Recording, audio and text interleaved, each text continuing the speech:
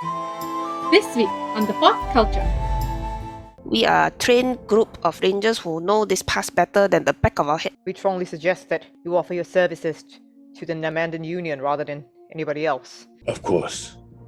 Thank you. I'm in the middle of an ambush. Have just blown my ambush. Oh shit. Attack! We've gone from one target on our backs to two. It doesn't really matter, does it? I want her to be able to live a normal life.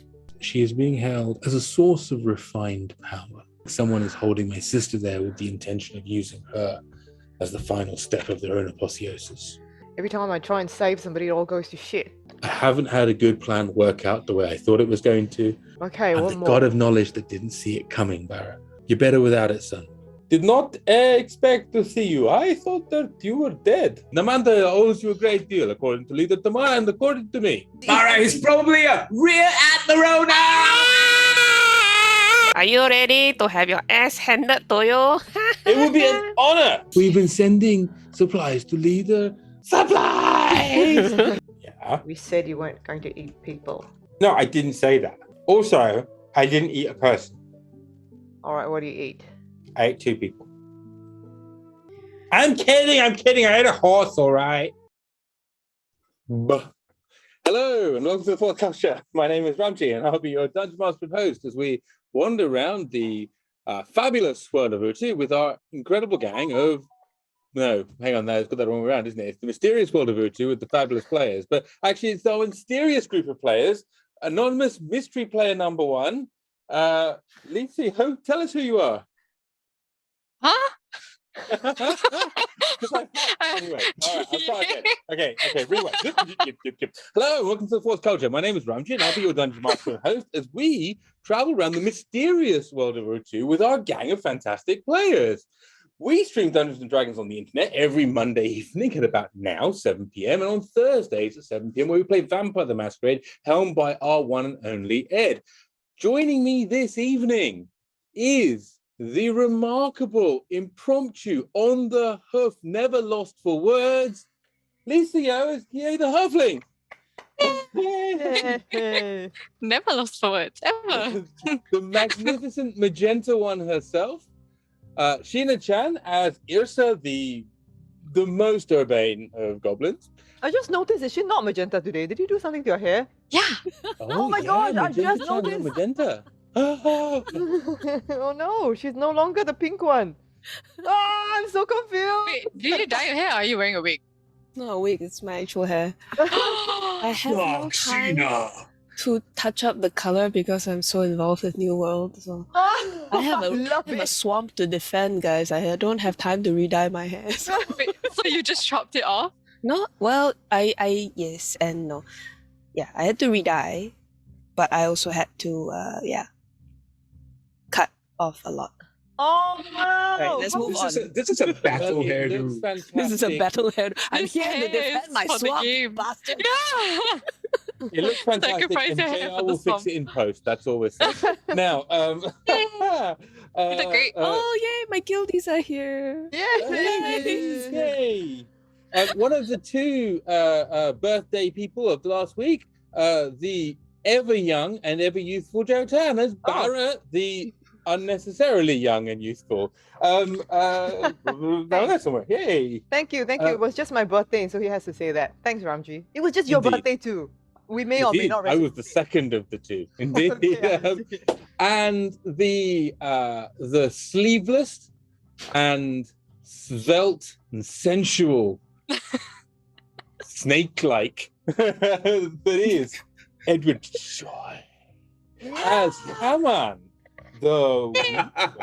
Hey. none of this would be possible, as always, without our gang of folks who are turning into a bit of a production crew. It's kind of amazing. I want to shout them out by name. We've got JR, we've got Merguez, we've got Ferenz, and of course, we have the deadly duo that is Hans and Cheryl. Wonderful, wonderful. Thank you so much. It is an important thing to point out at this time of year, as well as any other time of year. None of this would be possible without the help of our friends at ABC. Yes, and in case you're wondering what ABC is, it doesn't stand for anything that you normally associate with soup. that's not the case. In Asia, there is a great soup known as ABC soup. Ang mo kyo, potato and carrot. Yes. There you go. Thank you. What's the A? Ang mo kyo, which means tomato. Oh, really? Are you serious? Mhm. It's great. Okay. Anyway. Just like that soup reminds you of home and brings a warm feeling to your heart, so does working with a better consultancy, a company which puts you at the forefront of everything it does, making sure that doing business in Asia is as easy as pouring warm fluids down your throat. A Better Consultancy. Find them at www.abetterconsultancy.co and get them inside your business straight away. Yes, thank you. Thank you very much, Choy. Thank you so much for that. Apparently, he is Singapore's voice of radio, though soon to be the censored voice of radio, I feel. But nevertheless, ABC, the gazpacho of consultancies, here for you as we need it. Has anybody else got anything else going on? Otherwise, we will rush our way to, well, no longer the pink one, the Dark Sheena. Dark Sheena. I mean, retrospective. Dark Sheena. Oh, yeah, that's right. Dark Sheena. Battle mode Sheena. Evil Sheena is with Stay us. out of my fucking swamp. Swamp Defender Sheena. Indeed. Okay. Previously on the fourth culture, he went into the sword and had a special time with Ryaka. Yes. They trained. Yes. They had conversations. Yes. There was much soulful looking into one another's eyes. It was quite sweet. Yes. Yeah. After that, Barra spoke with Agatha and learned that Agatha didn't know where she was, but she was in some kind of a tower and is very tired and scattered all over the place. When she looked out of the window, she sees a windmill, which then looked into a window, which saw another windmill. Basically, this kept going on until Barra basically went, and then I had to slap him with a slipper to snap him out of it. Barra told the party that he thinks that Agatha was taken by the Blood Queen, and then he went a bit, to the dark side, started killing things randomly, hoping to find intan to give to Agatha. But every time he take the intan and he press, but nothing happened. So, not sure what is going on. Maybe Agatha cannot receive the intan anymore. Anyway, he also started giving secrets to Eijnar. Hopefully that, he can find more information about where Agatha is and what happened to the both of them. He learned that the Shadow Enclave had come for both Agatha and Eijnar. They took Agatha to this place called the Soul Tower, far away to the north, and thinks that he knows where she is, but also thinks that she wouldn't want Barra to go after her. Maybe not yet, maybe we're not, powerful enough. Don't know. We took a long rest and then we traveled on to the pass. And on the way there, we found this hide, which is a place that my village uses as a lookout, like a temporary stop, Usually there will be somebody there, but there was no one there. And then it was also very empty. Barra cast a sending to Rune, which is this orc from my village that we've met before. Learned that the last time Rune saw my father was 9 months ago, and he was in very good health then, but Rune himself is currently in Nagaranda. So we went on to the village. And this is where, very heartbreaking. We'll go inside, everything is like fucked up. People come and tear down the tent desecrate the place and then the worst part of it was there was the remains of what looked like a giant bonfire in the middle, and there were, bones and other remains inside. So clearly a lot of people have been killed here. So we went around. Kaman realized that that whole thing was probably about 2 to 3 months old already. So I ran to my father's house and found that it was ransacked. Somebody had basically come in and tossed the place. But for some bizarre reason, my father's axe was still hanging on the wall. Kaman did his thing, put it to his third eye and then saw a vision where, there were two people wearing heavy armor. They came in with my father, Sven, who took a box and then left with them. I remember that box. It kept all of the secrets and records of the Karambir. And, our people, when we chart the place and we figure out how to bring people through, we write it down and we put it inside their box. So everything there is in there. And my father was actually the record keeper for the tribe. So we suspect that he must have been taken away to, guide people through. We are not too sure. But anyway, he also recognized that the armor that those people were wearing were from the civilized empire. Anyway, Barra cast cry and realized that Sven was actually not very far away. He's actually still alive, which is wonderful. We learned that he was actually in Hellspire mine after he sending my father, and civilized empire captured the villagers, killed some of them, and basically are forcing them to guide their people through the mountains. That's when I also, how shall I put it, lost myself a bit. I asked, Marina, how? You want to go back to your people? And I was thinking of like a hostage exchange situation. And thankfully, Kaman was there to pull me back and remind me that, she doesn't remember who she was anymore. So to sort of like force her to, answer for the sins, the crimes of her previous self is not fair lah, because we wouldn't do that to Kaman. So why would we do that to her? So I was like, okay, fine, never mind. We leave them here in the village. We go and rescue my people. And then after that, see her lah, see her from there. So the next morning, Kie came out of the sword, got a situation, and the whole Jin gang of us, well, actually no, it's just a group of us. We went off to Hellspire mine. We snuck in a bit, and then managed to fight our way in, sort of, sneak our way in, fight our way in. We discovered the fearsomeness of Kie lah, who secretly went out, killed a man, brought him back, and we were like, that was 6 seconds, how the fuck did that happen? But yeah, very scary little person. Anyway, we managed to free all the villagers, reunite with my father, and got the fuck out of there. Yeah! So, we made it back to the village. Congratulations, everybody! Yay! On that note, if everybody's ready, then let's begin. We're going to begin pretty much at the point that you've returned back to the village. Just a quick moment for you to take stock, make any decisions you want, do anything you want to get completed at your hometown, Sheena, and then we will see what we're going to the next thing. Okay. Kaman is going to offer to assist Yrsa with the villagers, with interring the remains of your villagers. So that's what he's likely to be doing. He's going to be assisting your village shamans or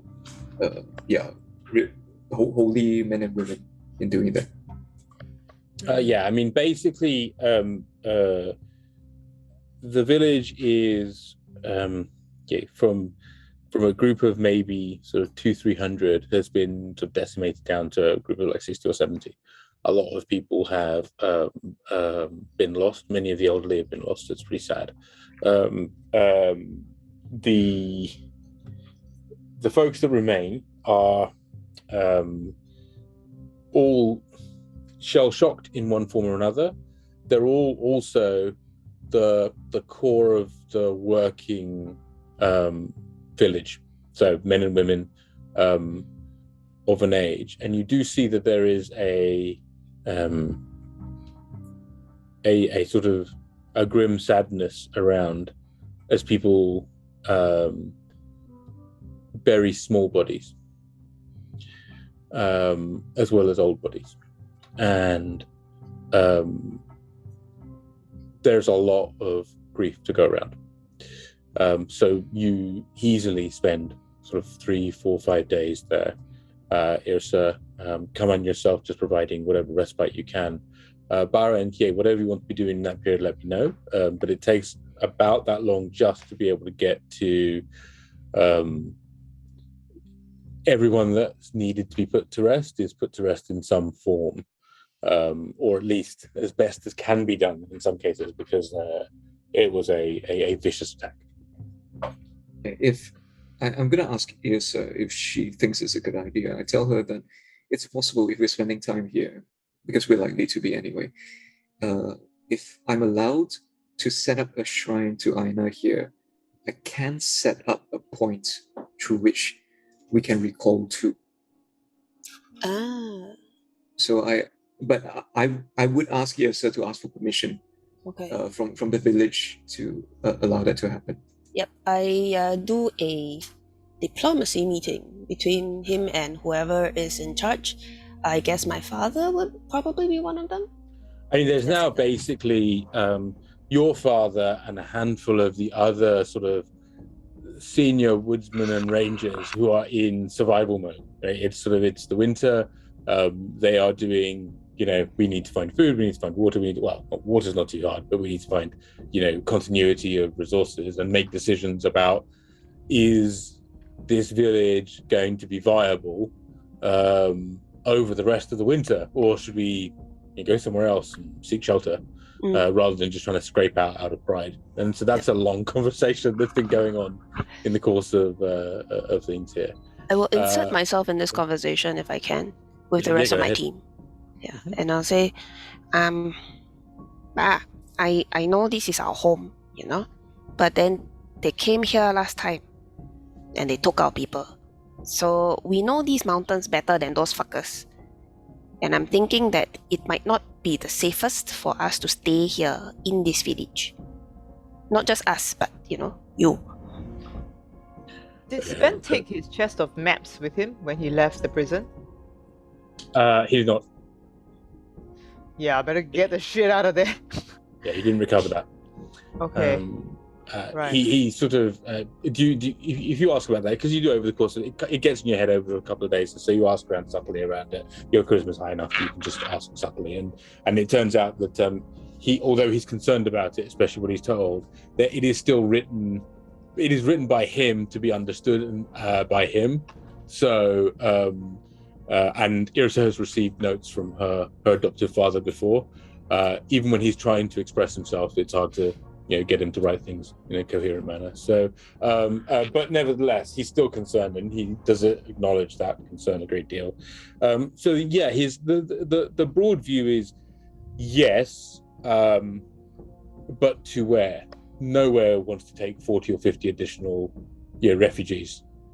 That's not. And also, there's, as much as yes, we don't want our pride to be something that kills us here. We're not going to hang out here and just be victims for the sake of it. At the same point, going begging cup in hand is a lot for people who spent their entire life priding themselves on how self-reliant they are. I say, well, you're the guides around this area. If you don't know where to go, I'm not sure that we can offer any alternative. It's not about knowing where to go. It's anywhere we go, if you turn up with 40 or 50 people in the winter, you are going to put a burden on their resources as much. We do not have our food supplies were taken, and so we do not have a great range of food here. Who are you loyal to? What nation do you feel you're part of? Do you fall upon their mercy? I mean, and this is then sort of Sven who says, well, my daughter has a certain relationship with the Namandan Union, and so I'm rather partial to them. But at the end of the day, it's really there's no benefit to us either way. But anybody that's not the bloody civilized, as far as I'm concerned. Well, look at it this way, Pa. We are not just some random bunch of refugees, We are the rangers of the Karambir Pass. We have skills. Any country would be lucky to have us. I mean, the people kidnapped you all for a reason, So if we were to show up at the Namandan Union and say, hey, we are a trained group of rangers who know this pass better than the back of our head. What the hell is that? But, I think they will not only take you in, but welcome you with open arms. And we strongly suggest that you offer your services to the Namandan Union rather than anybody else, seeing how the Civilized have sort of screwed you over. So I fully agree. That makes a lot of sense. But speaking of which, but I kind of kneel down on the floor in front of him. I am sorry.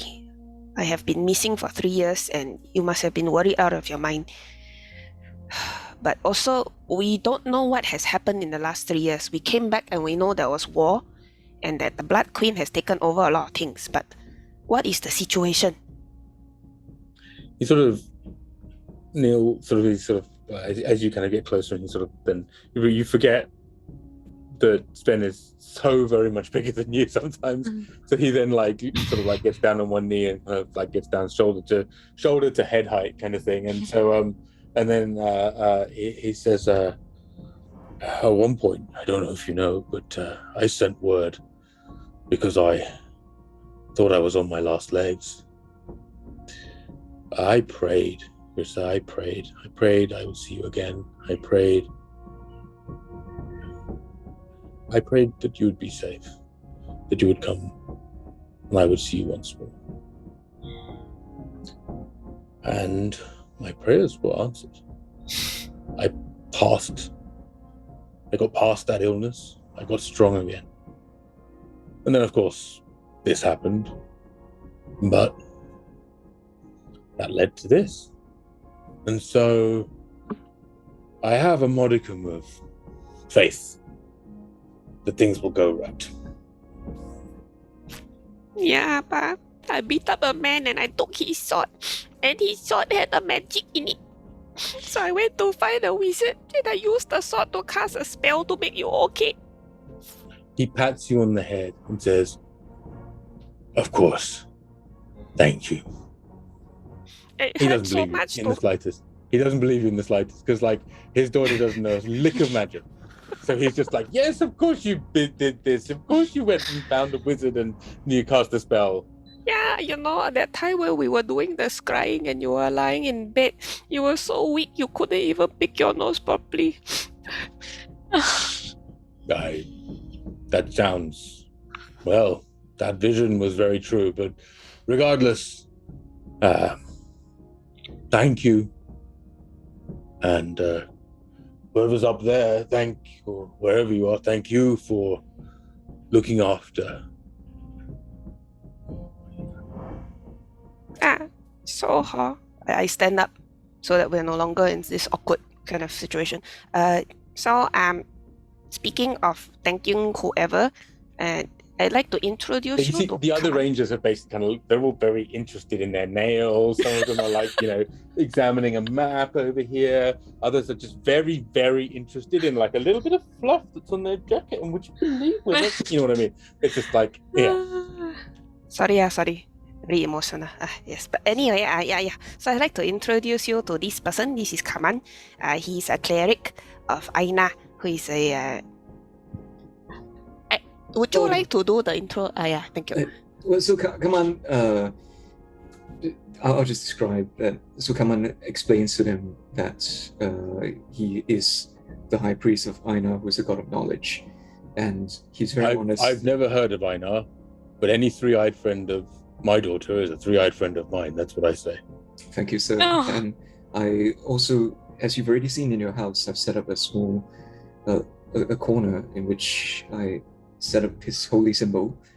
And is that the chalk drawing of the eye and the circle, the mildly the square, sinister sort of the triangle, just like circles and the eyes and the yeah. very strong logo. Thank you. Surely not as strong as your traditions and your culture, and I do not wish to impose, so I would like to ask your permission if I may set up a small shrine in your community, wherever your community resides, so that I may make it holy to Eijnar, and that I may cast a spell in which, if you are in trouble, we may be able to give you an item to send word to Yrsa, and we can come back as soon as possible. I'm very sorry to say you lost me a while back, but looks at Yrsa and says, "This is fine, right?"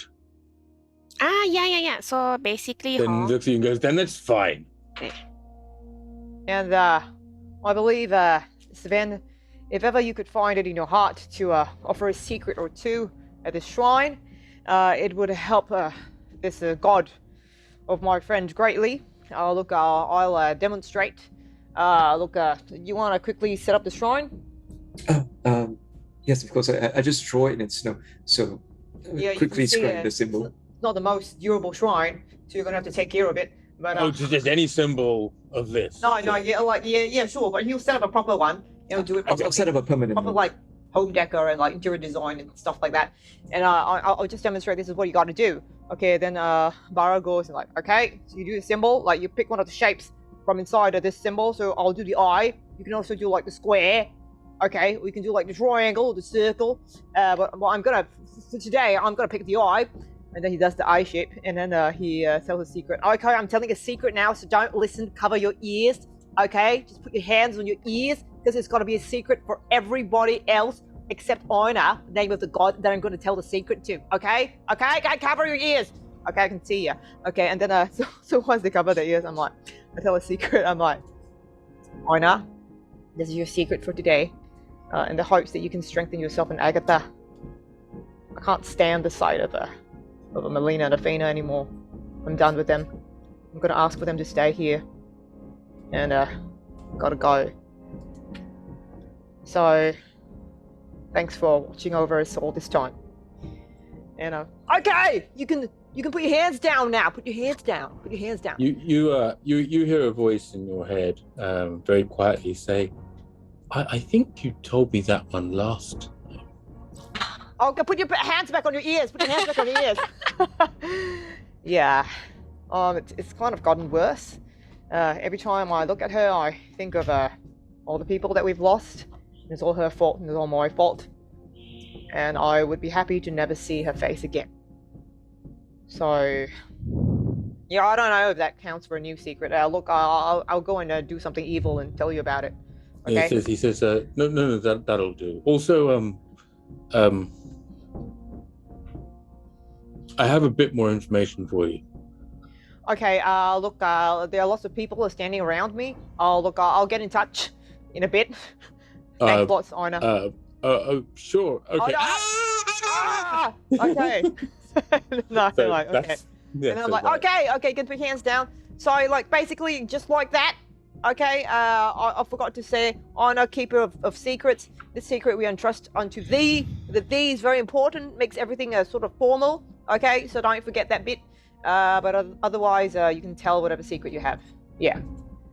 Yeah, so Kaman will set up a small shrine with the instructions and the symbol and little votive offerings. So if they want to like put a candle or place a little token on it, they can.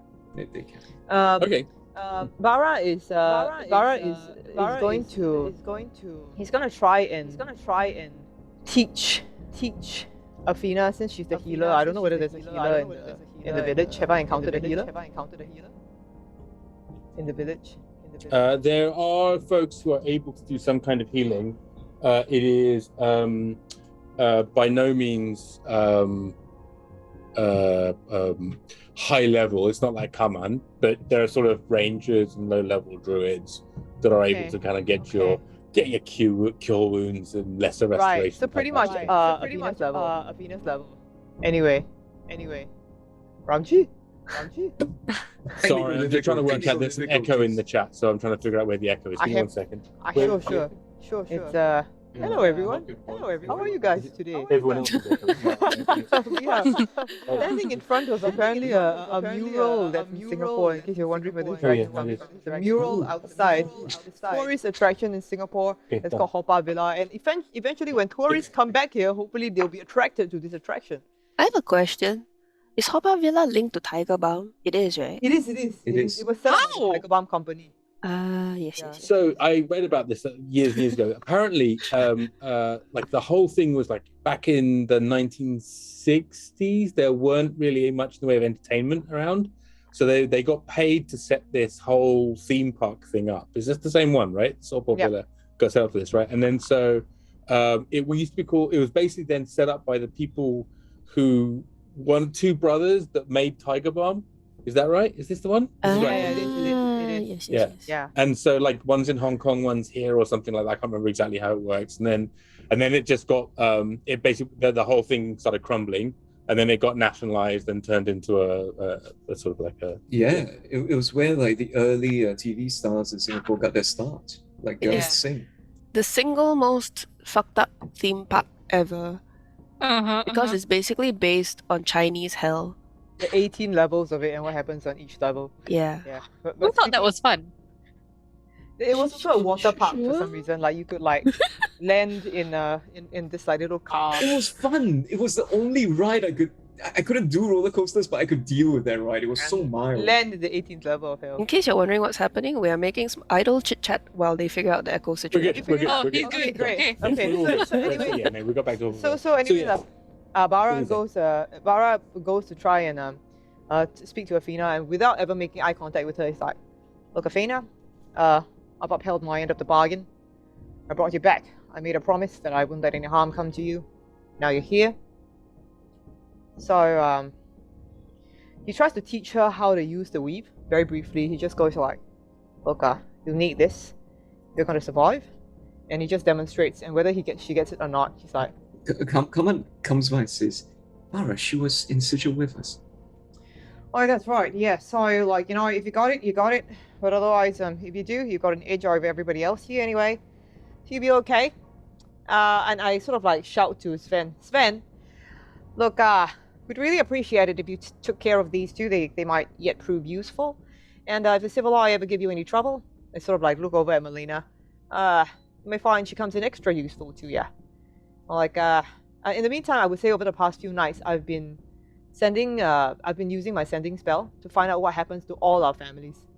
So, Yrsa, we know that Yrsa's family is okay. I would be checking up on Kie's family. I would be checking up on, basically, I would take an item from Kie to scry on her family. And if I manage to do that, then I would do a sending to see whether they're okay. I would do the same with my family and Yafir as well.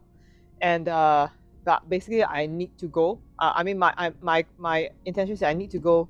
I need to get more powerful. I need to find companions and get my heirloom sword. So I want to get the fuck out of there. Basically, I can't stand looking at. Let me go section by section on that, because you've described a whole bunch of people. That was like that was the sort of like the big. But basically, my interaction with Athena is like sort of like once I'm like, okay, so you know what, you'll be okay here. I sort of like take I make another fabric rose. It is very shoddily made. I sort of like give it to Melina without looking at her, like, look, this is in case I ever need to get in touch with you.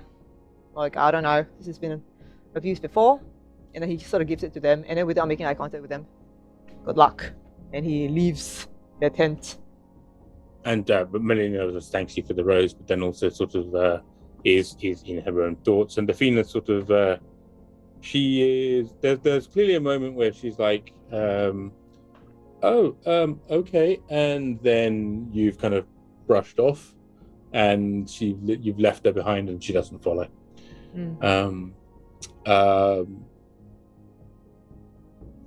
Okay, so a few things happen. The first is you've scried a bunch of people, and then you're going to message them. So tell me, who's the first person you're going to scry?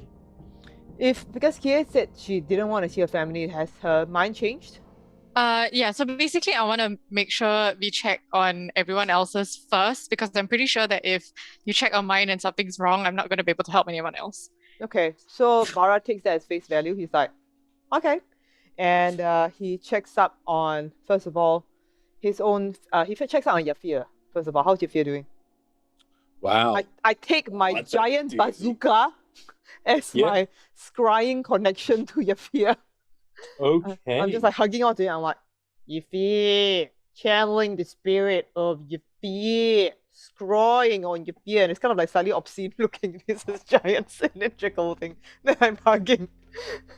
So you see, as you look down, and your vision blasts into the air, and then it kind of reappears and almost pixelates back in, sort of like, it doesn't zoom in, zoom out. It's obviously far enough away that you don't get it's near enough by that I can just pop back down again, right? So So it kind of just like appears and fades in. And what fades in is a top-down view on a green canopy, but it's a kind of sickly green canopy. And as you look closer, you see that the trees are unwell and twisted. Their kind of branches and grey and gnarled and almost kind of hunched over each other. Like, so they create this sort of like a bit like an unhealthy mangrove, if you will, right? Okay. And you see underneath one of these as your view comes in closer. Make a perception roll for me, please. Ah! One day I'll remember to ask. And I've got a note here that says, "Give longer and longer for Joe to remember," and it's like, nope, don't matter, don't matter. Sorry, The what? next one, remind me to give me, just throw guidance at me when I'm gonna scribe. Okay. Also, I just want to say that throughout this, whatever has been happening for the past few days, Kie is kind of just hovering around Yrsa, trying to be useful in however she can. Mainly, kind of just being on guard for anyone that might be tailing them or chasing them, that's useful. or anyone who could cause them any harm. Shady today. Okay, awesome. No worries, I got you. Okay, that was a 26 on perception. Amazing. Wow. For once.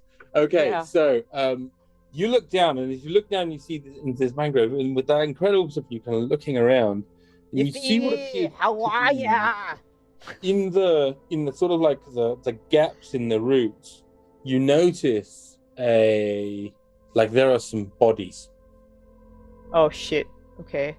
and you zoom in even closer into these sort of mud-covered, still long forms. Mm-hmm. Okay. And as you do so, you see that one of them is a elderly, or a sort of not elderly, but a sort of maybe in his mid-50s, a shock of white hair, lots of mud around. One eye, as the other is covered with a muddy eye patch. Sort of slightly excessive amount of mud over the patch, weirdly enough. And you are pretty sure that's your fear, as you see his face from the side. Okay. I mean, from what I can perceive, is he alive?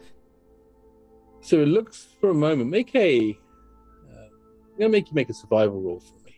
Survival. Let me see where I'm gonna haggle with you. Let me see whether my survival or medicine is higher. You're not gonna haggle. You're gonna roll survival. Okay. Just roll it. 11. That's fine. You aren't sure. He's not like twisted up the way that a washed up body would be, Okay. but it's very, very still. Okay. I drop the scrying. I do ascending. Okay. If here, Baza here. Are you okay? Where are you? Describe your surroundings exactly. In 25 words, we're coming to get you. Hurry. Are you okay? You get a response. Oh, good. Oh, Says, shit. Barra, my friend, cannot talk. I'm in the middle of an ambush. Have just blown my ambush. Oh, shit. Attack. Ah, call me later. What? Oh, my God. Ah! He's got 4 words left. Does he want to use them? I'm such an idiot. Okay. Why he become like the leader of the resistance? Okay, so You find out, maybe you won't. See?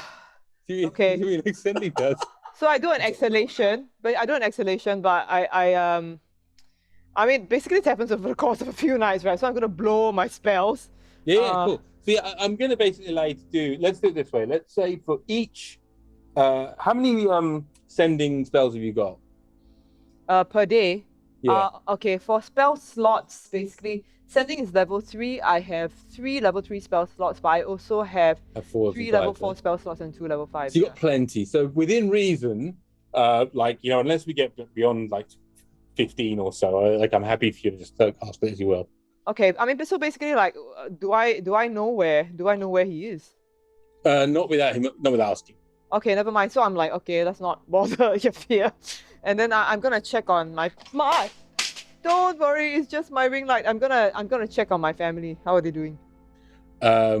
So you're scrying or you're sending? I'll send first, lah. I mean, it's more efficient. So Scrying's more what expensive. are you sending and to who?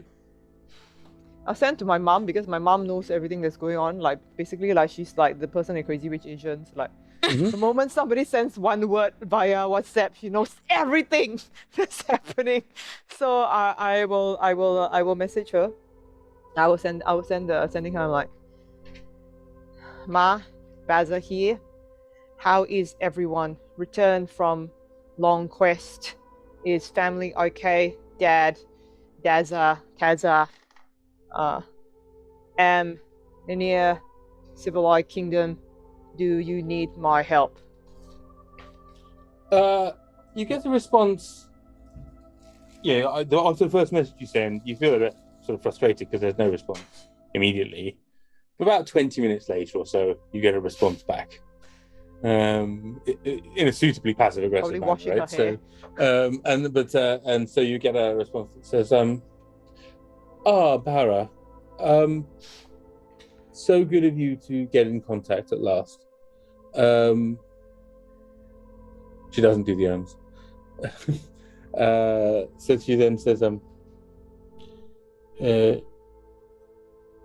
everything here is as good as can be expected, since we are able to seek the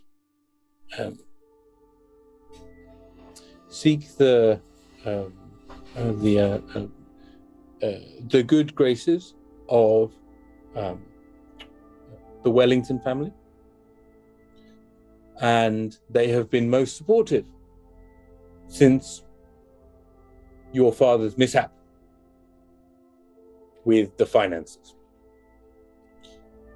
As always, it would be great to see you, though perhaps in our current situation. Okay. I use up more IDD talk time because I want her to say that she wants to see me. I'm like, yes, what was it, Mum? Tell me, I'm listening.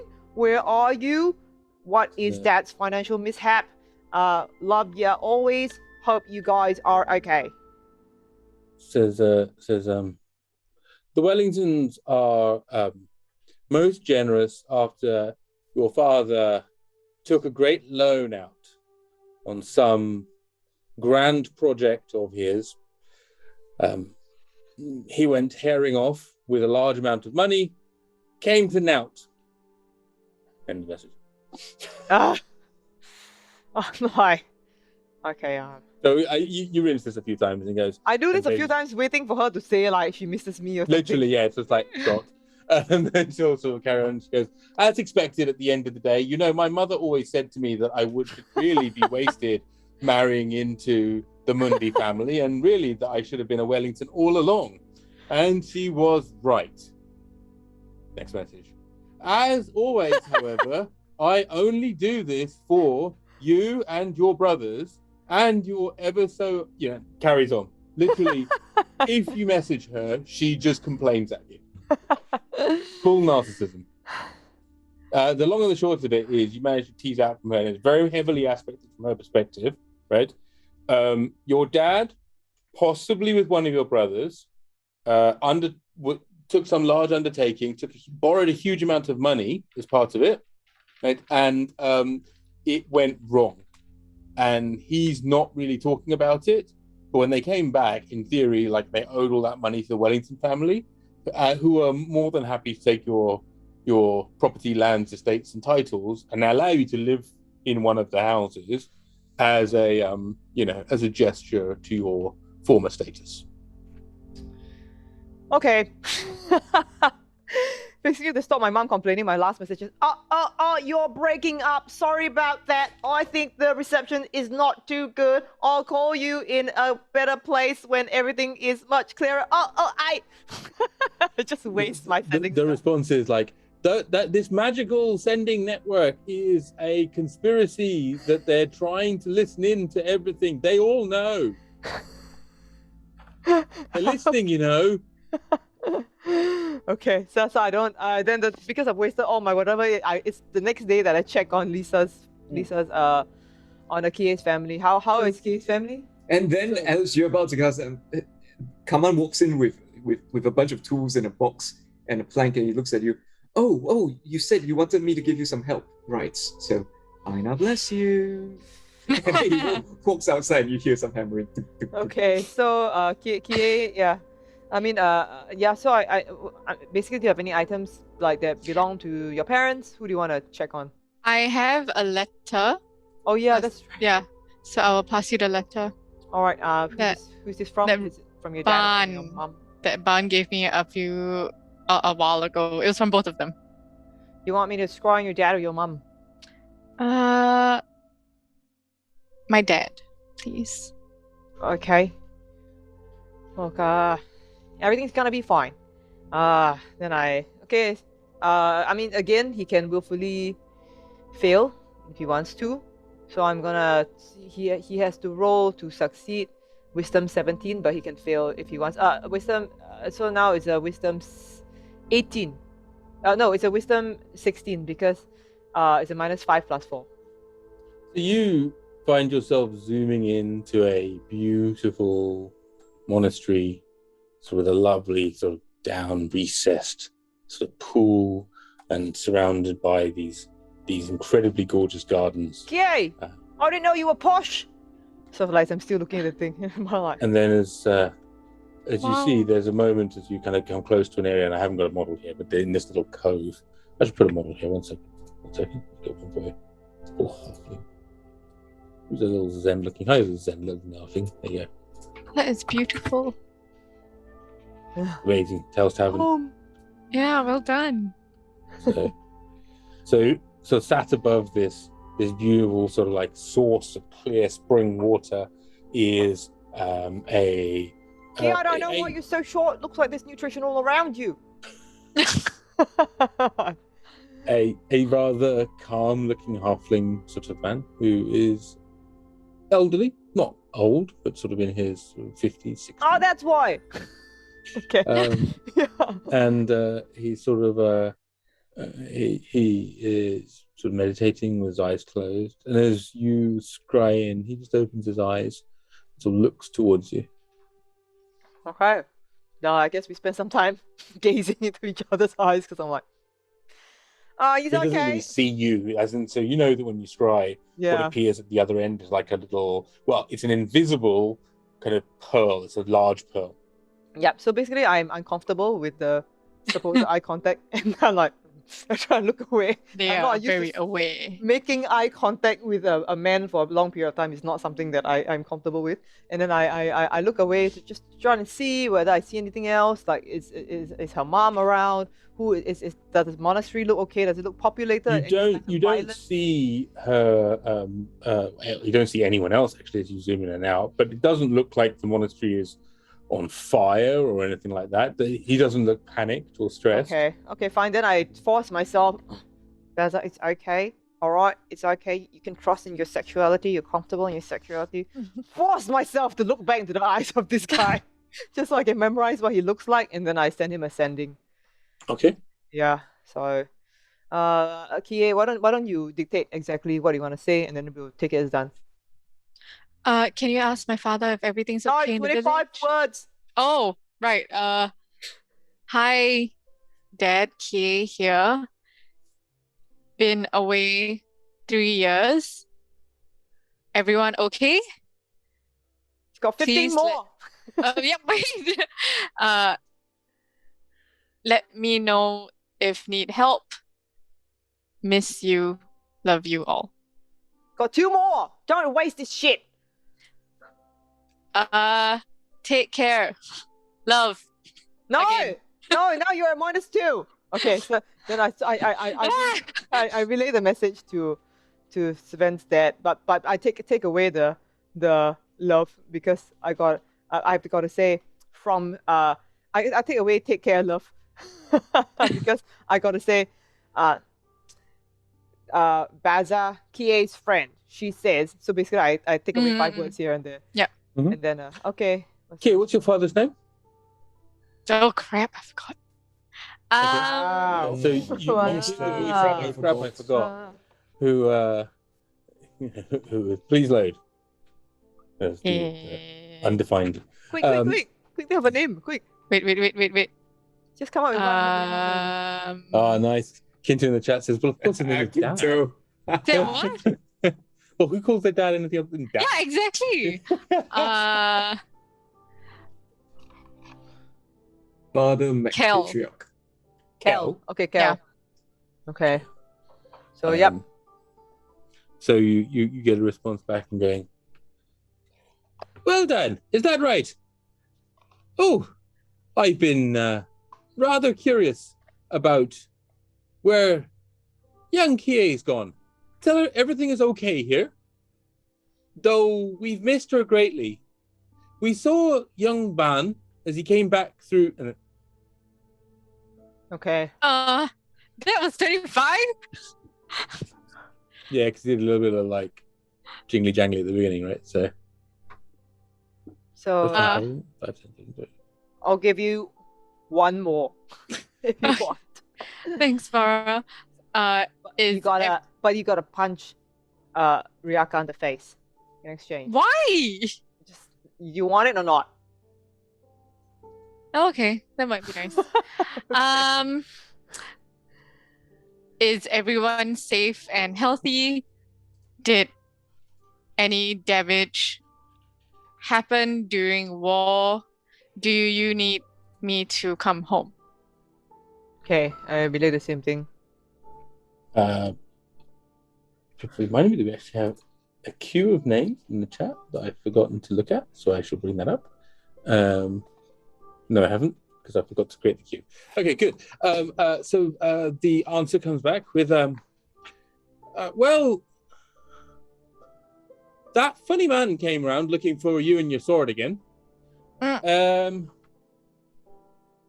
Seemed rather persistent. Other than that, yeah, it's all fine, really. Hi, where have you been? We miss you. Come visit. Okay, I relay the same. Yay. And I say, oh, well, I'm out of messages for one day. Kie gives Barra a big hug. Thank you, Barra. Barra is That very means a lot to me. uncomfortable about it. She holds on for a little while and then steps back. Yeah, yeah, it's not a big deal. No, it's fine. Yeah, like, yeah, I'm gonna do some manly shit now. But basically, like, and then he tells Yrsa and Kaman and Kie everything that happens, specifically what happens to Yafir. He also tells them like he wants to get out. He doesn't want to stay in. If they wanna stay around here, that's okay. But he needs to get away from Athena. Yeah. So look, Captain, there are things I gotta do. Got an instrument to find, and we've got Yafir to locate. I mean, should we join up with him again? What about Chang? You know, did you want to speak to her? Or... I'm sure she can handle herself just fine. So here's the thing, right? We came back, and we came back with the help of Elder Long, who asked us to do something about this whole, you know, that guy lah, you know, the Sotong. Yeah. So I'm tired of playing this Squid Game. Anyway, thanks. So we should probably go and consult people who are a little bit better at these things than us. Yeah, I feel like half the time we are running around without enough knowledge of the situation. Yeah, without enough power. Yeah. Yeah, what I reckon is, since we're out here anyway, we could go find Barra's heirloom, go back to Namanda Central and see what they have to say. And Yeah, So that's all I've got. okay, a couple of things, right? One is Barra's heirloom is very far from here, right? Is it? Oh, it is. Oh. We're I mean, almost back at it's the one Namandan teleport Union. mishap from here. Ah, yes, that's right. Yeah, we could go back to Dimash first with Bob. And this Sonali, I haven't spoken to her yet. Or, Yeah, they are in the Shadow Grove, right? yeah, she said she was in the Shadow Grove. Yeah. Okay. So I tell you what. So to find out a little bit more about the situation, I don't know if you all want to go back to the Namandan Union, speak with the military there, and see what the situation is. As it is, we have all call it. We are technically no longer part of the army, lah. Huh? You do know you need to get discharged, so you're not. But we You're still not done need to till get you're discharged. done. Sure, We let's still do need it. to go back there and do the paperwork, so to speak. I am thinking if we can, we bring my people to the military and explain to them the situation that hey, these people are are very skilled rangers. Maybe they can be of help. We get discharged, and then after that we go where the shit we want to go lah. I know you want to get your family heirloom, and I'm thinking that the Shadow Grove might be a good place for us to go also. Okay. Yeah. Oh yeah, the Shadow Grove would be on the way to the heirloom, right? Yeah. Very Also, much. if we can hook up with Yafir again, because last time he did mention that he trades with the sects, right? Yeah. Yeah. And they seem to be, a little bit more up there in the power scale lah. So And, if we can speak to them, learn a little bit more about the situation of, how things are. one of them has got a giant shard of God that I'm sure our deities would find useful. Indeed. Barra, would it be okay if you could talk to my dad again tomorrow? Because he did mention, and this is the second time, that someone has been looking for me in the village as the heir of the sword. So I don't know who this person is and whether it's important or significant or dangerous. Barra is unable to make eye contact with Kie ever since the hug. Yeah, I don't know. Yeah, maybe. Yeah. And she and the kid is Could be like a red. dodging around, like trying to look at her. So, I don't know. Yeah, maybe. I mean him. Yeah, maybe. I might have some time. Yeah. Okay. Yeah, So, maybe. Thank you. Yeah. So- Okay. Kaman is asking you, so which city do you want to go to? Damascus or the one to the south of that? I can't remember the name of it. Where was the one that our military was based at? Our unit? So your unit, you've actually all done a tour, all of them, as it were. But the one that you were at is the one that's Marabanda, so Anau Nagjuan, which is the southern city. So Anau Okay. Nagjuan. So you think we bring them to Anau Najwan? Should we just bring them to the closest known camp? You know what I mean? What is the closest known camp? That is Damascus, which is the nearest large city. It's the most northernmost of the Namandan Union, and it is it's known for the fact that it's actually rather like those sort of floating cities that sort of existed for a while, except it's made of stone, which is crazy. And the entire history of many civilizations, but specifically the Namandan Union, is actually carved on the walls. It's beautiful. Okay. Does it still float? Crazy, right? Oh, it still floats. You remember like Could it be at the start of our magic? adventure, there's different types of rock. You punch it, right? The lighter ones like got holes in it, probably from being punched so much.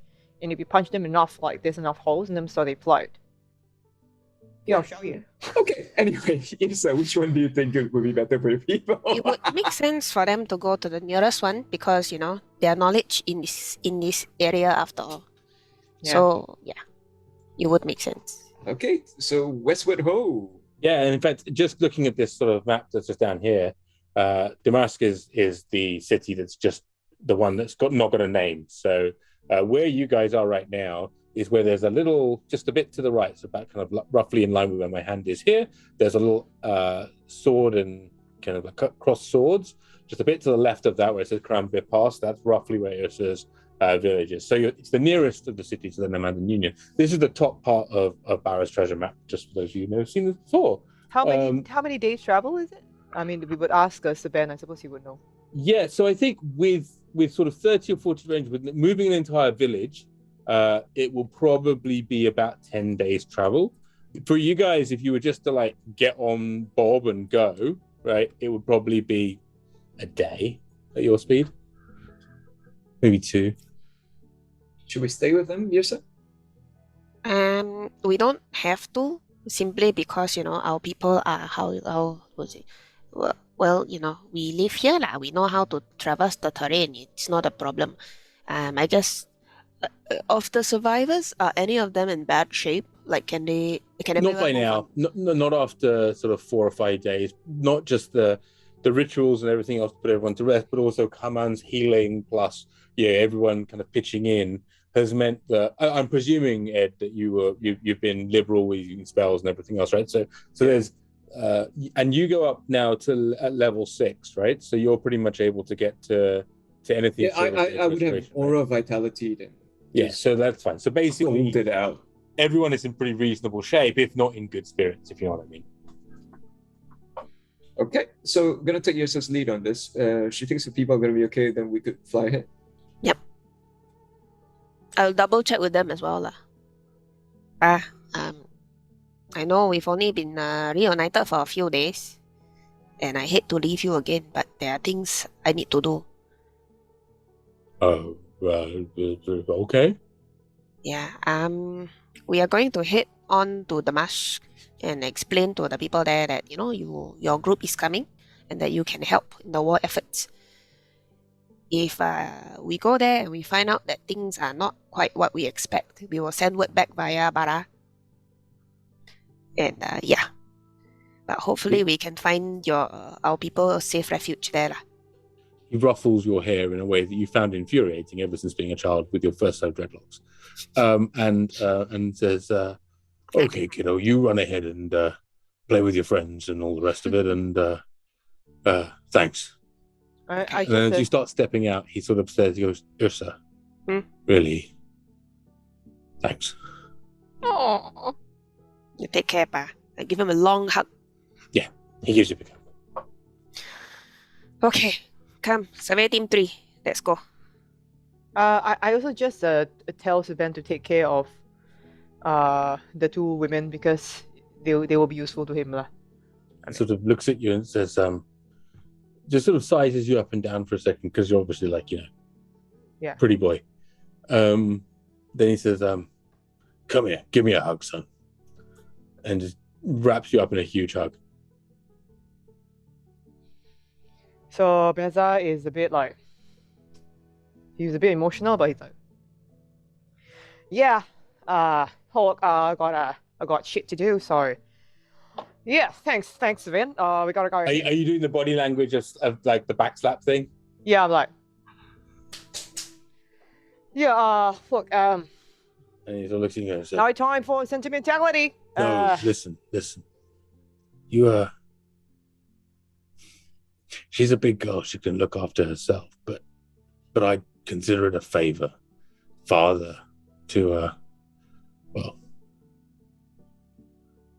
look, just. Oh no, I did not have any dalliances with your daughter. I promise. What? No, nothing. Oh no. I mean, no, she can do what she likes there. I just meant don't let her die. Oh no, that's hard, fucking hard to kill Yrsa. Fucking, yeah, fucking tank. She's got this slipper. No, you taught her well. I think that came from you. So look at the slippers he's wearing. Oh yeah, wouldn't want to get near any of those babies. Yeah, so she'll be fine, but don't worry, sir. I'll take care of her.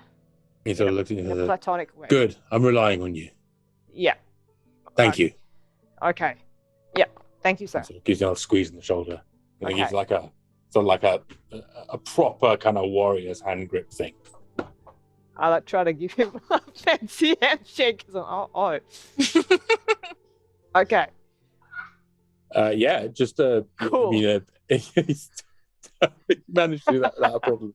Like, so for all of the awkwardness, the Paris feeling, he still managed to pull it off with consummate poise, and it looks awesome. So yeah. Yeah, and the moment like he steps, if ever he raises his like slippered foot a bit higher than normal, I'm like, ha!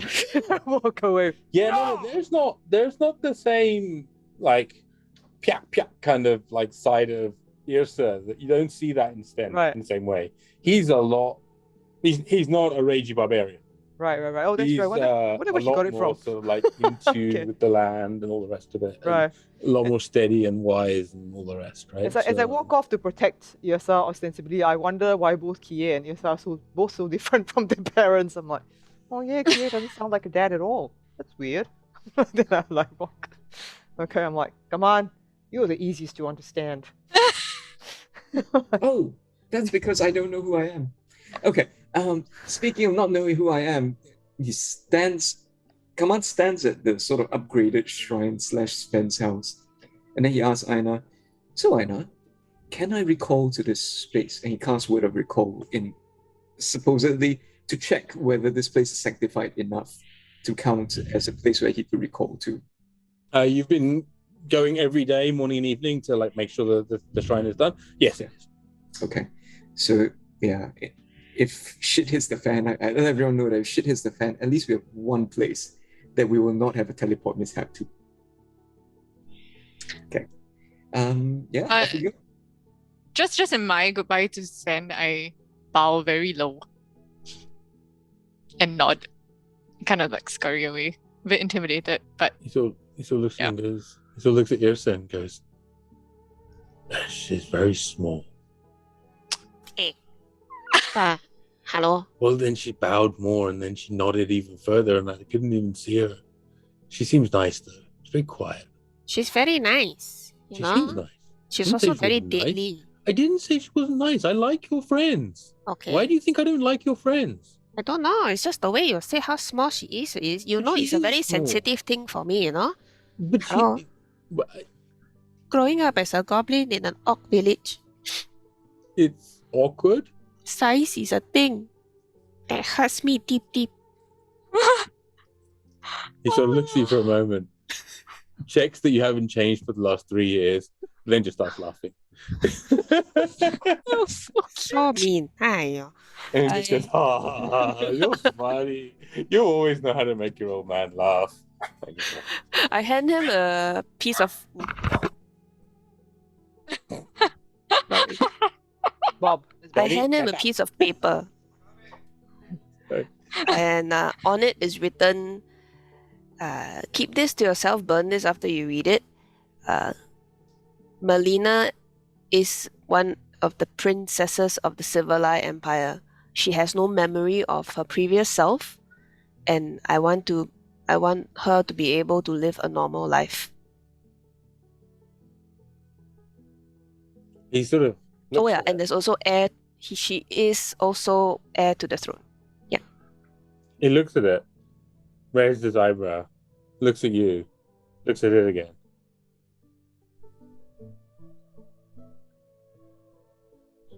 oh, judgy. No, because I think Okay. something happened to the Civilized Empire. That's what I think. Oh, But he sort of goes,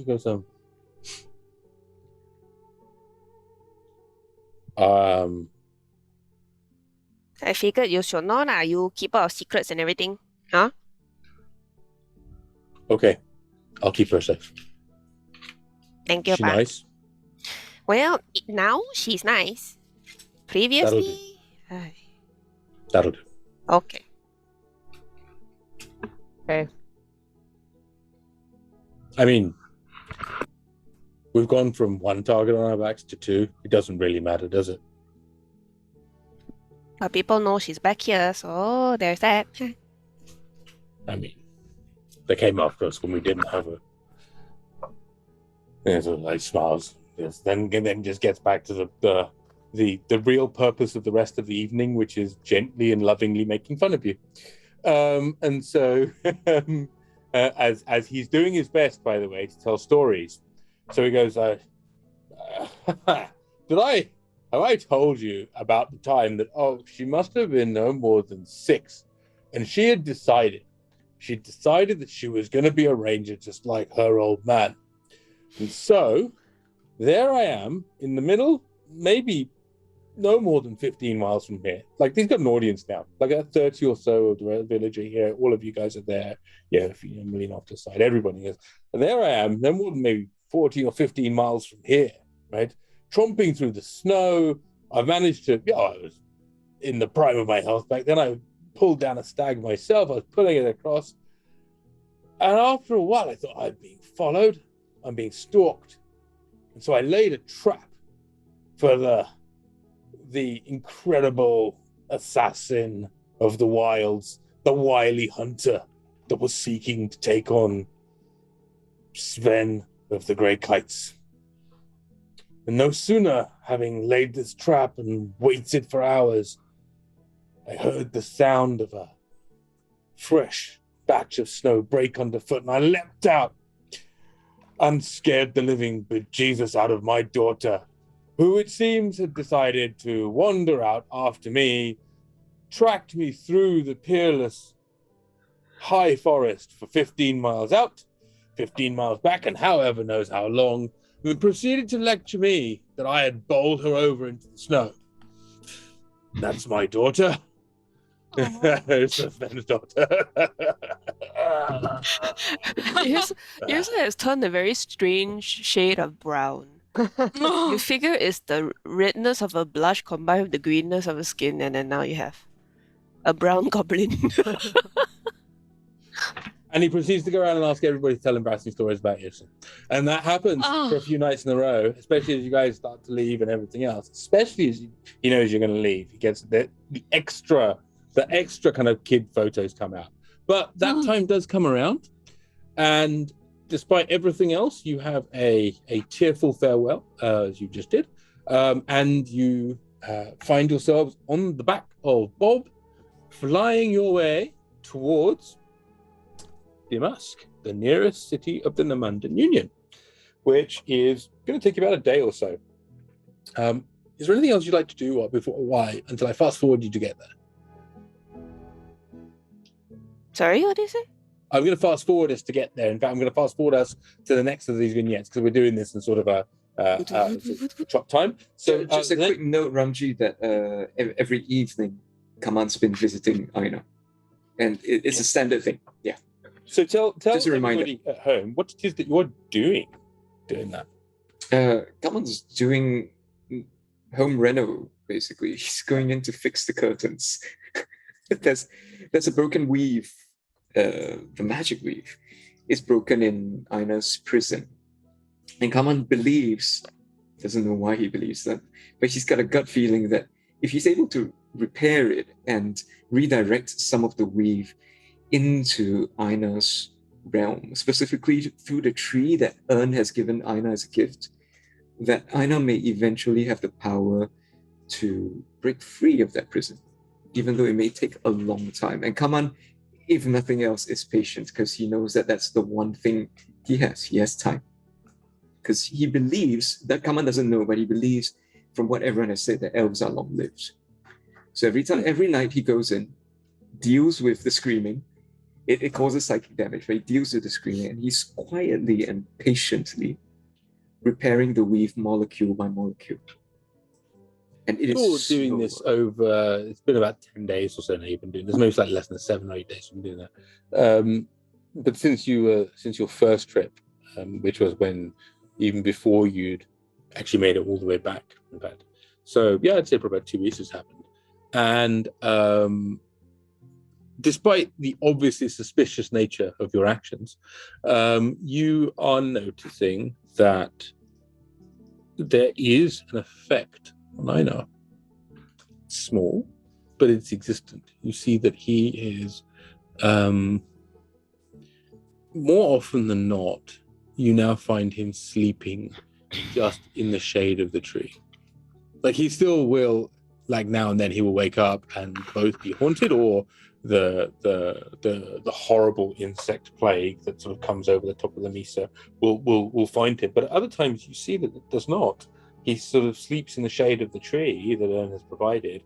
Almost these bluey green leaves kind of cast a shadow over him, and the creatures come, but they do not find him. That is very cool. In light of this, When I tell Eijnar my secret again for another day, does he finish telling me what he was going to tell me about? He does. So, one night, in fact, probably the night you're leaving, or you have left, heading back to Namandan Union, you find yourself, Barra, sat in a tree you don't recognize. Your feet are dangling on the edge of this bough as you look down and you see a yellowy orange sort of sand. And it's strange because you see the roots of this tree kind of dig into this sand.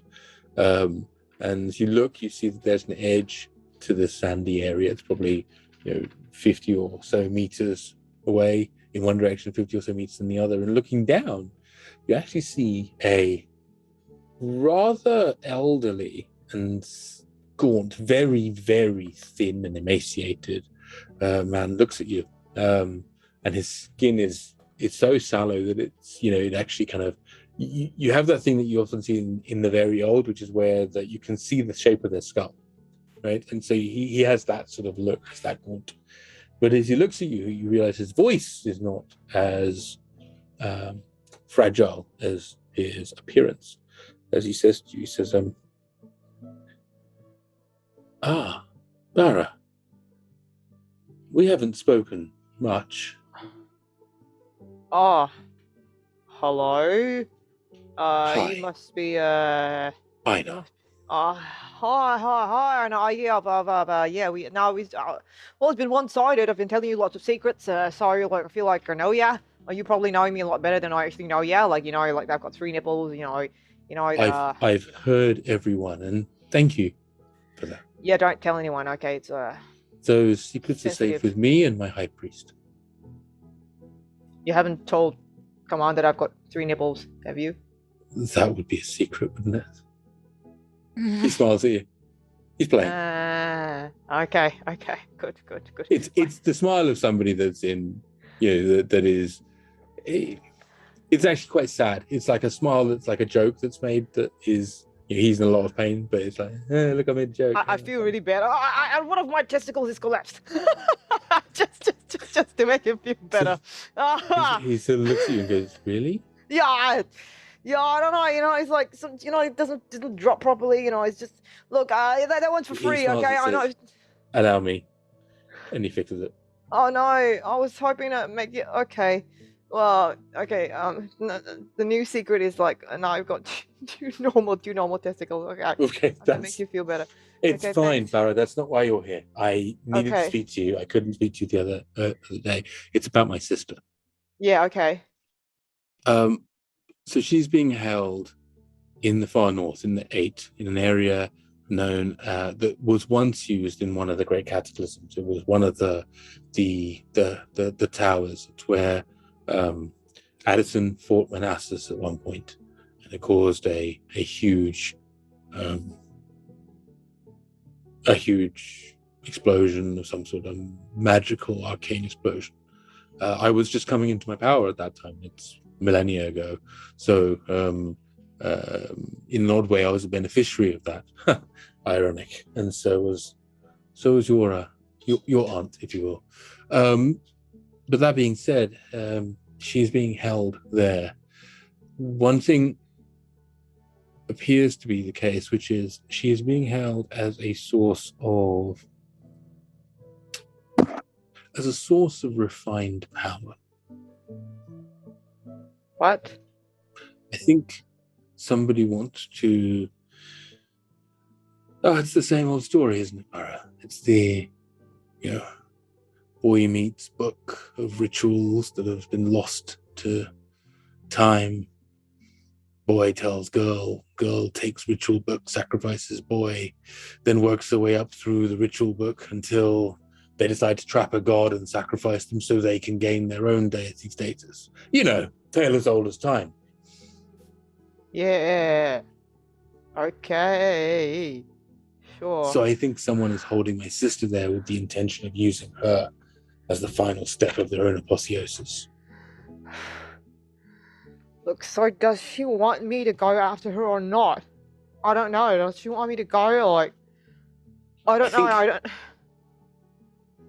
I think she would be. So I can't speak to her right now. There's a trap that's set for me. But I have people. I have spies.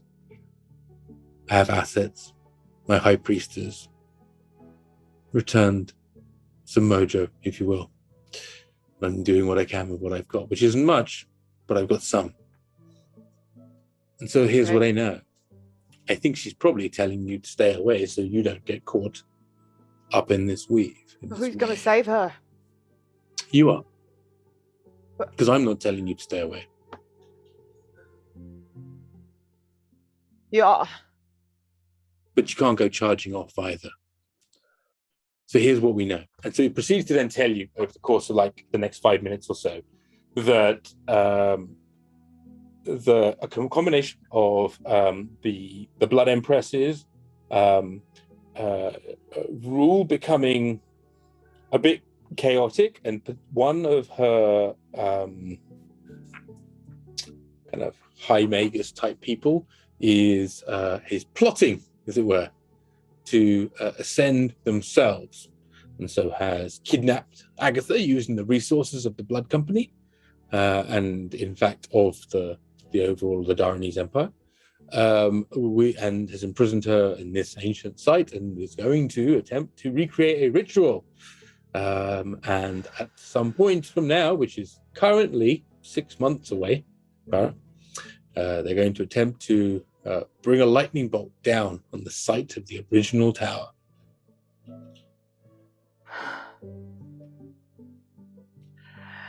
I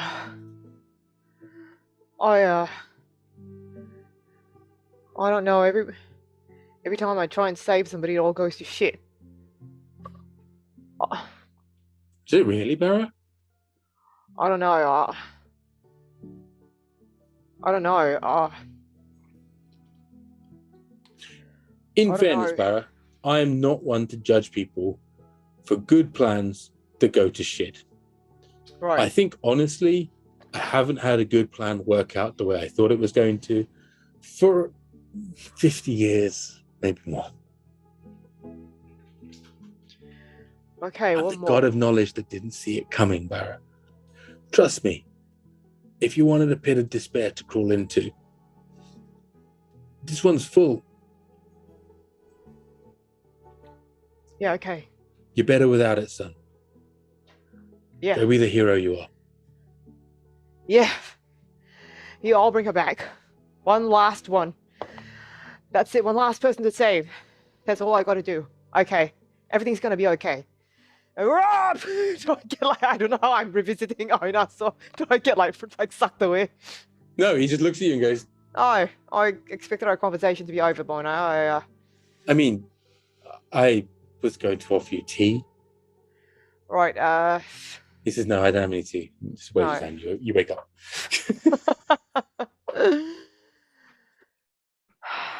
Okay, so I've woken up. Yeah, alright, so it's just the rest of the party notices from then on that Barra is very determined to get the heirloom. And he's like, we got a guy. Alright, let's get our discharge. We owe the military that, and we gotta go. This way to Bob. Okay.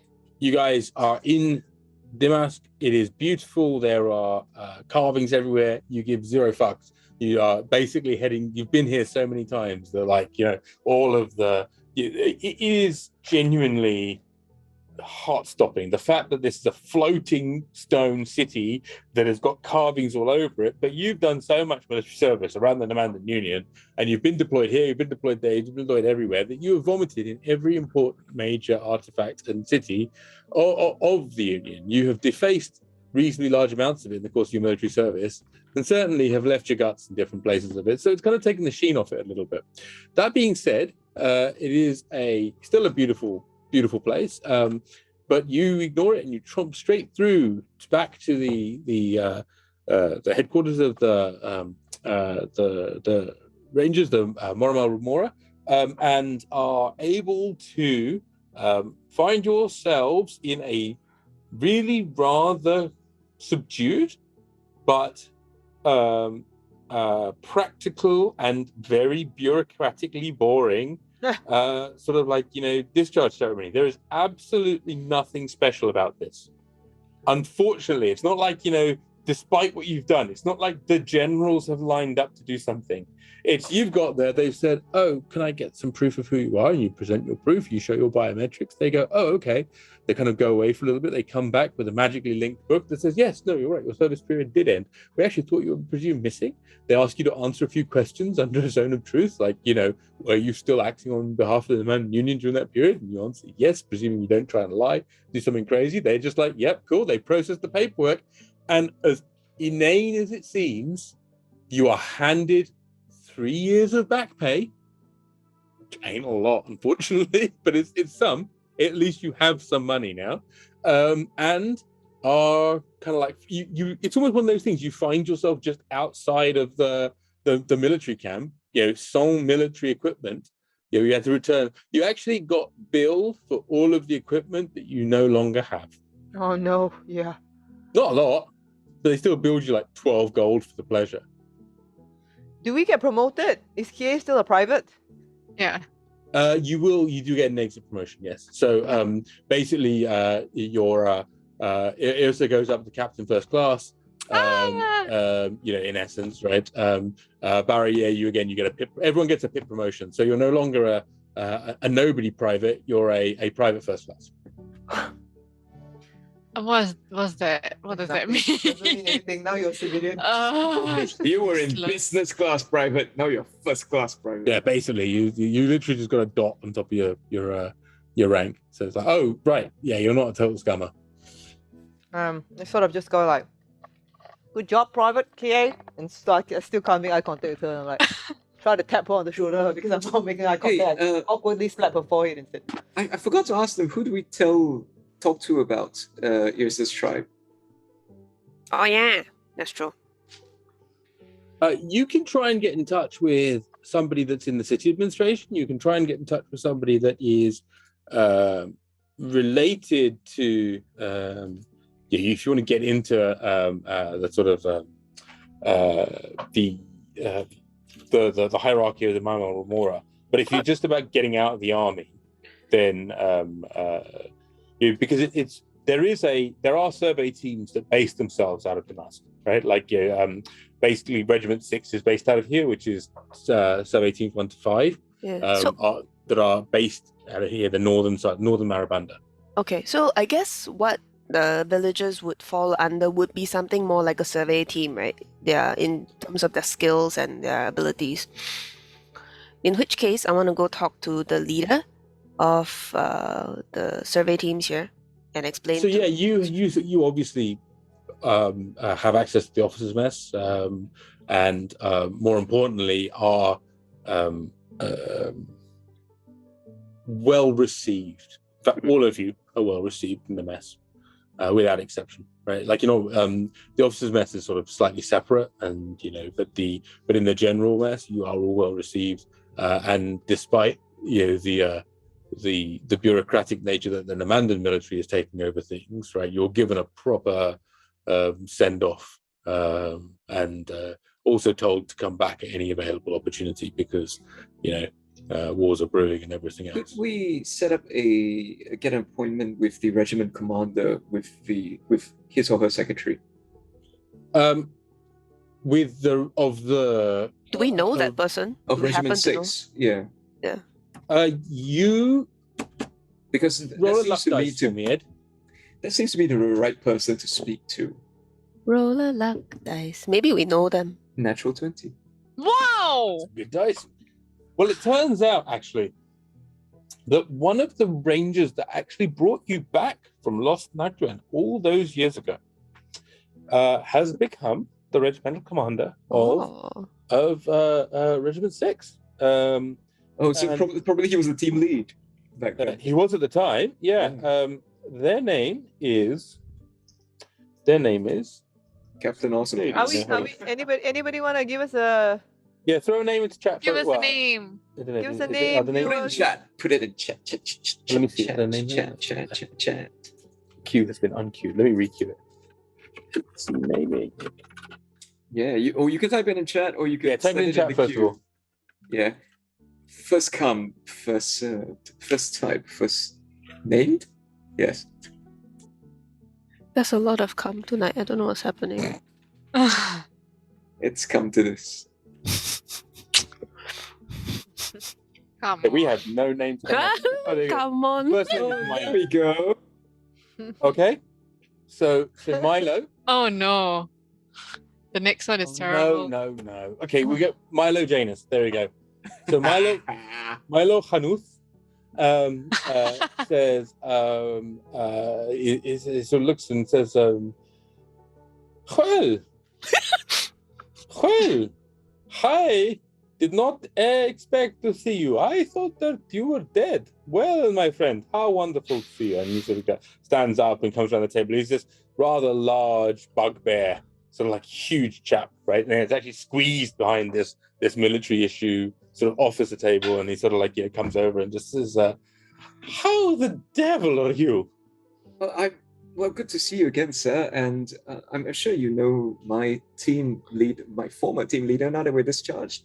I introduced the team. Yes, Jembadar yourself. You are a legend. I am. Yes. For what?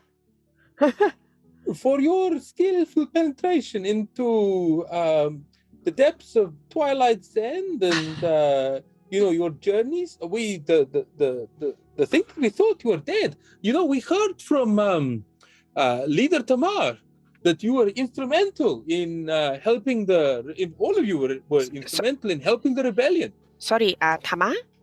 Yafir Leader Tamar? Yes. Wait, Yafir Tamar is here? He's working with the... No. He could not be here. No, he's not. But obviously many of us have spoken with him, and we all admire him a great deal. He is a great leader, Oh, that's good to know. I'm happy that he's around and leading and okay, clear. So, he spoke very highly of your of all of you, in fact. what is his rank, Milos? Milos is he is a lieutenant colonel, so he's quite senior. Oh, so I say to him. So I would say that is 2-3 ranks above you, Yrsa. So what is the short form of calling a person who is a lieutenant colonel? Colonel. Colonel. Okay. Yeah. Colonel Milo. It's baby colonel. Okay, baby. Okay. I almost said baby Colonel Milo. Okay. Colonel Milo, I think there's a lot we need to catch up on.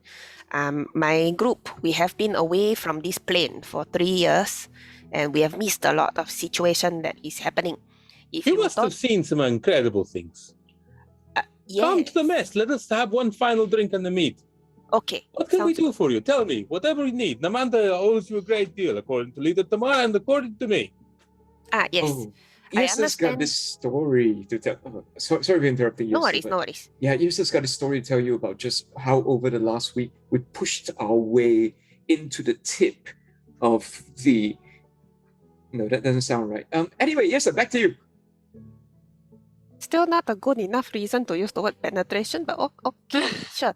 Yeah, so, okay, short story. How would you like to add 40 skilled rangers to the survey team, Regiment 6? They are all very well versed with the Karambir region. Would I have to pay for them? Not exactly lah. They are Then I'm very interested in this. This is a very good subject. If it doesn't involve getting money out of the military, I'm all ears, Jembadar. I mean, you don't have to pay them per se, but they do need a place to stay and maybe food. Yeah. Barracks and chow, I can provide. Wonderful. Great. Yes, my father's people will be here in about 9 more days. Yes. Huh? Yes. So, the situation is this. We returned to Urtu to find that my father's village, they are the ones who work the Karambir Pass, bringing people through safely, had been captured by the Civilai. You are bringing me 40 Karambir Rangers. I should be thanking you.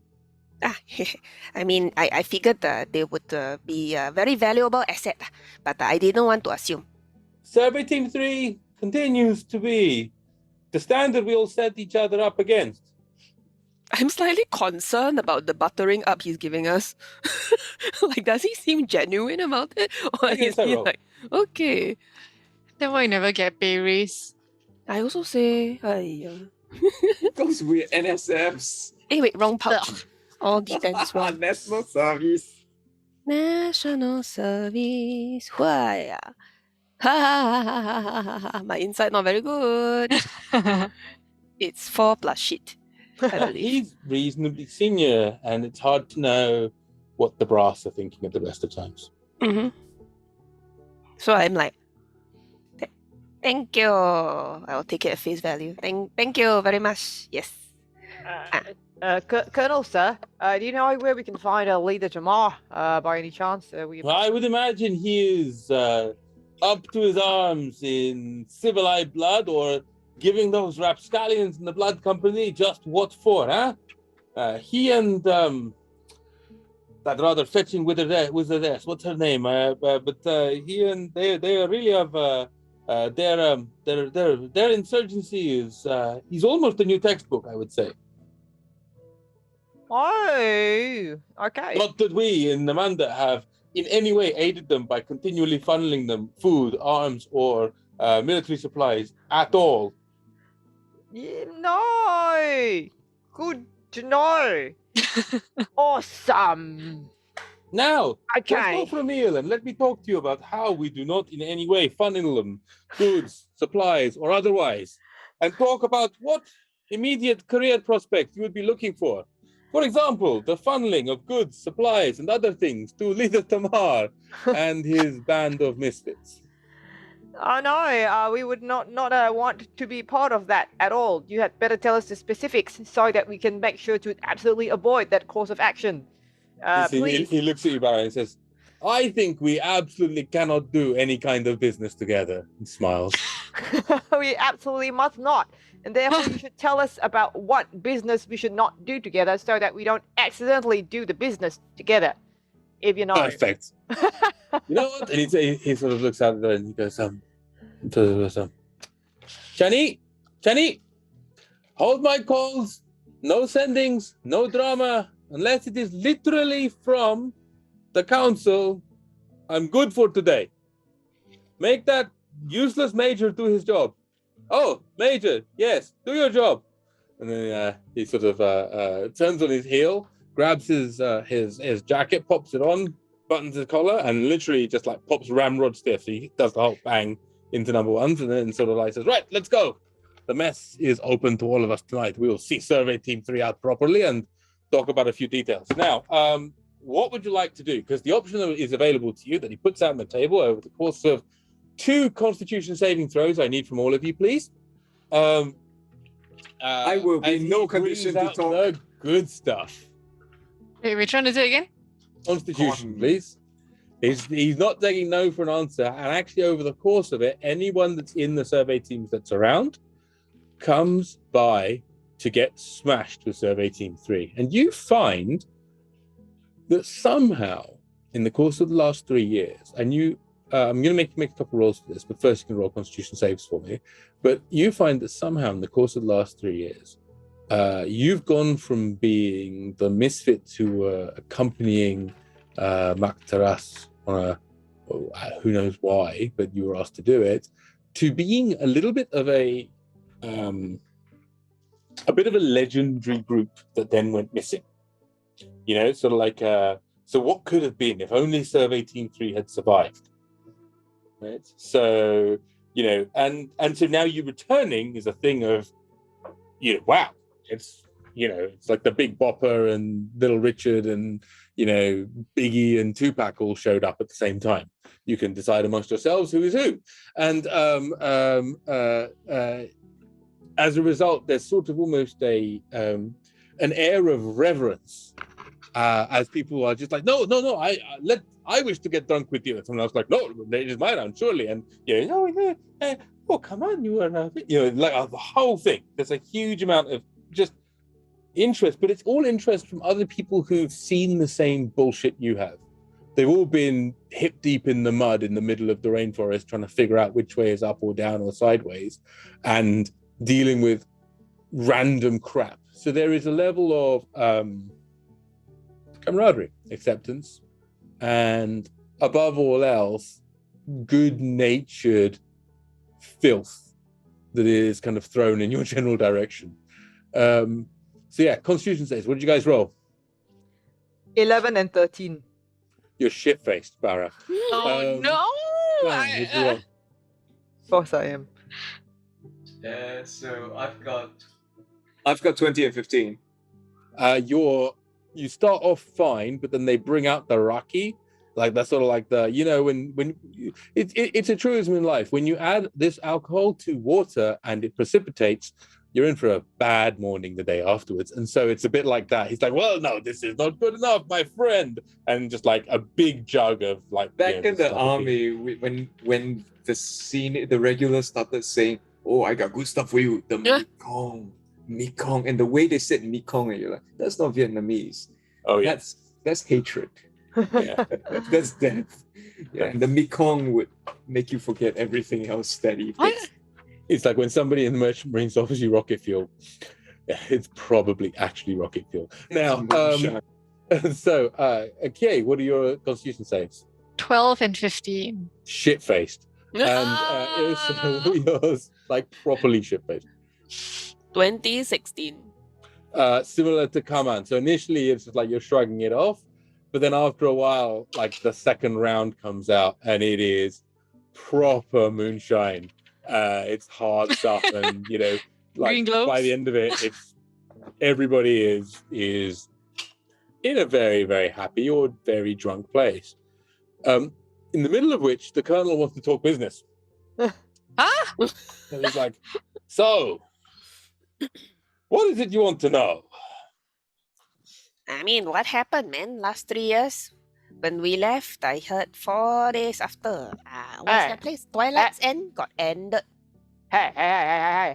Also, like the captain's wife, like the one that we all talked You about. have a wife, Jembadar? No, not Jembadar. Yrsa, the captain's wife, that one we all used to sing songs about. Yeah. Drunk. Yeah, sorry, it's Barra is probably a rear admiral now. I don't get it. And so yeah, the joke passes its way around. Kie sort of looks around, puzzled as everywhere, and somebody just pulls you to one side and goes, "You must know the story of the captain's wife. She's basically though they're all right. I think it's sort of like a vice commodore, in fact, now, but nevertheless, couldn't take a joke. It turns out." But their loss to the Navy is our gain to the survey teams, and now you are all leaving. And that's somebody. Yeah, because our pay is so low. Yeah. Our pay is low. I The know. danger is high. The rank jungle is shit. No, It's It's first class. Yeah. What does that mean? Like Kie is actually like the best, like the Kie is like she's like the best fighter. That's so sad. At the point that happens, right, like 14 tables get pushed to one side, and it's an impromptu show us. So no. like basically everyone's like gets into it. So I need you, as the person who's been talking to you is singing along with you. It's like, yeah, let's do a demonstration. Let's go. No cutting. And points at you, literally says no cutting in your face, and puts his knife down, right? Oh, they take out, just like unclips his weapon belt, pops it down, and says, "Let's go, hand to hand only." Are you ready to have your ass handed to you? It will be an honor to He's lose going to to Survey Team slap 3. you so hard. Your great grandmother will feel it, understand? Yeah. My great grandmother's dead. Exactly, she'll still feel it. Mine's dead too. Oh my god, we got like so about fucking fight. Go for initiative, Kie. She'll sit Me? back in I'm Just the you, one. just you. But without my sword, this Yeah, just you. You're a monk. You don't need a sword. Okay, that's You true, that's are true. the weapon. I am the weapon. Okay, how does this guy look like? What's happening? So this chap is about I want to say close on to 5'7", 5'8", a rather swarthy half elf. It's like point to the ears, but with a heavy set beard. A small scar underneath his left eye. He says that his name is. Hey, here we go. His name is Oh Tariq. no. Because why not? Because I'm not going to call him, my anus or whatever the last one that came up there was. So we're not going with that one. So yes. So he says, and he smiles and he says, you are Kie. I am. Let us I go. am killer. Yeah. My name is Tariq, like Day Tariq. And So tasty. roll initiative. Oh, what? Really? Yes. 11 plus 5. 16. You go first. Roll to hit. Woo-woo. Slap his face. So Slap this him. is unarmed, right? Yep, and arm strike. Halfling luck still works when drunk, right? Oh my god. Change dice. Okay. I haven't used unarmed in so long. 14 plus 9, which is 23. So it's a hit. So you basically you start to swing, and he sort of ducks down into like a crouch, but you manage to like get the first jab through. How much damage do you do? 7. 7. Okay, we can assume all of this stuff is non-lethal damage. You're not trying to kill him. Yeah, no. You're just trying to beat him into a drunk submission. So okay, are you gonna hit again or just one poke? No, again. I want to do it again, then. trip him or flip him, Okay. get him on the ground. 18. 18's also a hit. Yeah. 7 again. So that is 14 points of damage. Mm. Okay, are you doing a bonus action? Yeah, why not? I'll use flurry, so another 2 attacks. Go on then. Wow.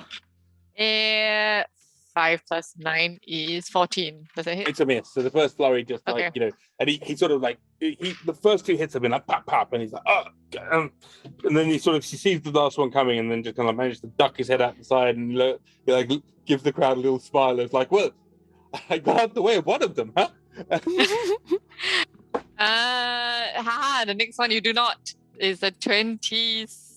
17 plus And 9, just as he 26. says Right? that, you kind of come round just an open hand slap as you just clock him around the side of the head. How much damage? Oh no, it was a 1, so 6. Stun 6 points him. damage? Stun him. Stun. What? Stun There's a him. stunning strike. Yeah, why not? You have to Sure, roll man. though. You have to roll. Yeah, go on. DC So I have to 15 roll what? con save. He 15. fails that. So with the Yes! last slap, it's just whack him around the ear. He's just there, oh. Yes! I run doing up the and whole, high-five Kate. Yeah. I'm The boss spraying goes, beer all over. "Yeah!" And actually, after 6 seconds, Tariq just kind of goes, "Yeah!" and just kind of joins in, and just kind of goes, "Truly!" And everyone's going, "Yes, survey team 3. The weird thing you realise, you haven't seen Bob for ages. Shit. Oh shit, I legit forgot. But that's okay, because you're shit-faced and you won't remember. Now, as we carry on... Why you tell us this now? I know. I'm a bad father. You are. I'm a bad father. So, the Lieutenant Colonel sort of is hi, Sven, she's, wow, good heavens, we could use 40 of her, couldn't we? Now, here's the deal.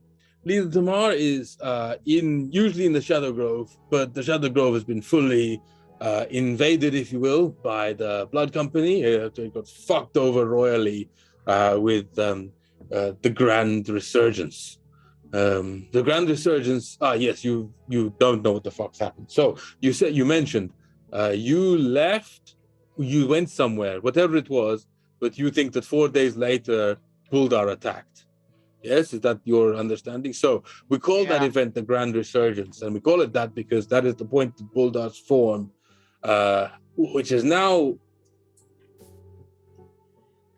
broadly anywhere it wants to be, but certainly, hangs around that northern part of sort of Nagjuen across to Karth, in the sort of Darni Sea area.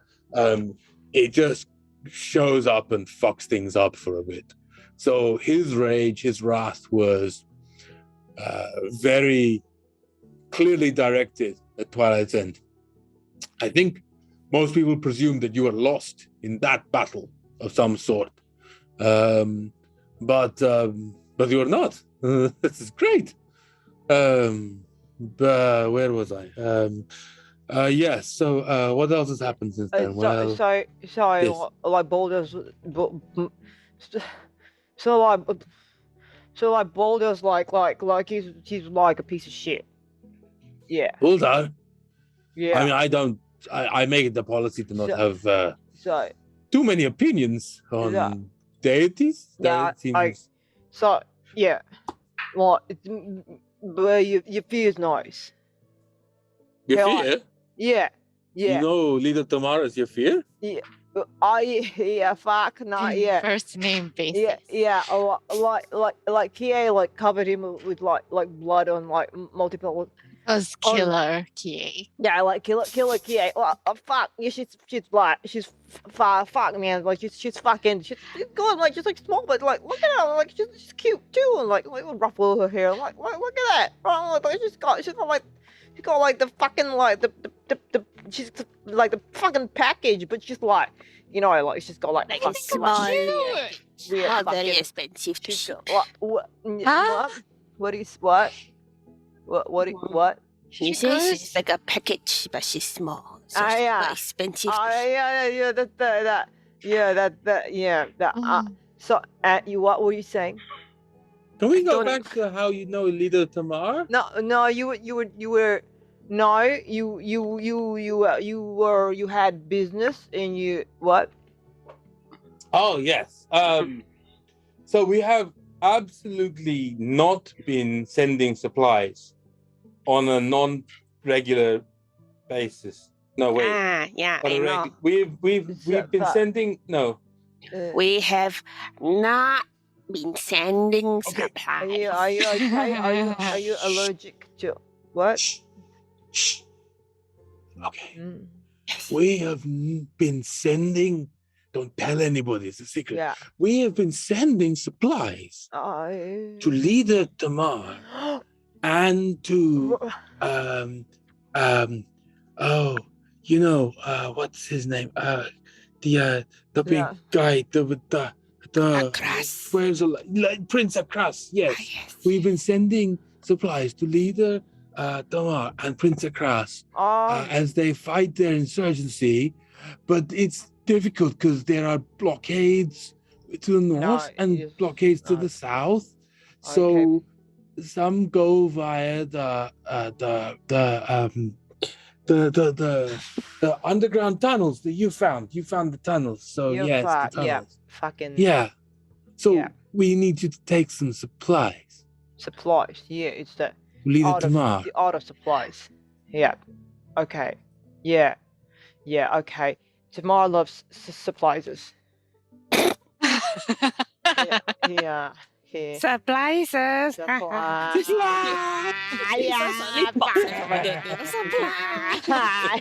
Okay. Bye.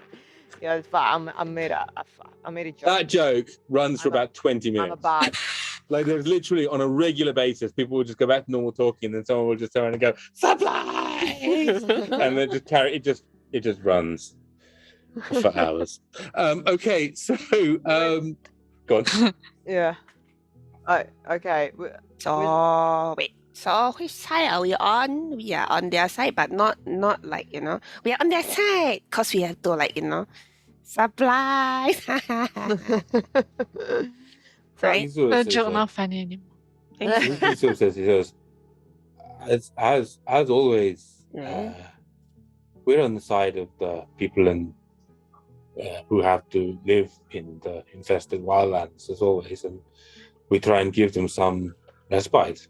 Oh. Our leaders, our politicians, though, well, they're on their own fucking side, as always, aren't they? Fucking piece of Pencil butchers. yeah. They butcher pencils. Yes. Yeah. Hey, anybody see my son? What? Is Ah. You have a son? Oh yeah. You're so young. How can you have a son? Who's the Fucking mom? big Who's the mother? Is I it? cast No, sorry, pardon me. Is it minor. no? I Okay. cast like a kind of like drunken minor illusion of Bob. Like this guy. Like anybody Fear not. I know the all-seeing. I know. Always knows wherever. Yeah. Behold the power of the universe. Come on, come crying. Oh, you can do I that. can too, see fuck. everything. Fuck, why Oh didn't my you God. fucking do that like Bobby. fucking earlier? Shit, you piece of shit. I was like casting scry and using up all my level 5 spells, fucking piece. You So- cast minor so illusion. You get the quickest glimpse of a scry as you see that Bob is up flying somewhere in the air in the moonlit night, right? But because we've had a few hours of drinking since you thought about this, right? So, but you cast the spell and then you hear this thing that says, I think somebody's watching. I think it's probably Daddy. Daddy, if you're watching, I'm hunting. Shh. But as you look down, you see that he's not over the forests Oh no. and he's not over the plains. Oh no. He's over the city of Damascus in the night. Oh shit. I don't see this. Come though. on, come on, shouts. He's hunting Where? over the city. Wait, what? So he's gonna eat a pet. No. I sending Bob. Bobby. No, come back because there's lots of food here. We don't need to hunt tonight. Not tonight. Okay, what tomorrow? Tomorrow we'll go back and hunt. Okay, you just come back. Okay. I'm on the way back now. Everything's fine. Don't eat anything. Okay, good boy. No, I will not eat anything going forward from this moment. Oh god. Is this an Okay. oh no. Suddenly sober up quite a lot. Okay. Barra, why is that face? No, it's my happy face. That's not your happy face. Your happy face look like this and reaches over and pulls his cheeks like this. Yeah, I ha. You know, would this all like I gotta. No, please. Yeah, I'm just gonna go welcome him and just arrive at the city. I'll be right back. Okay, more soju for me. Soju.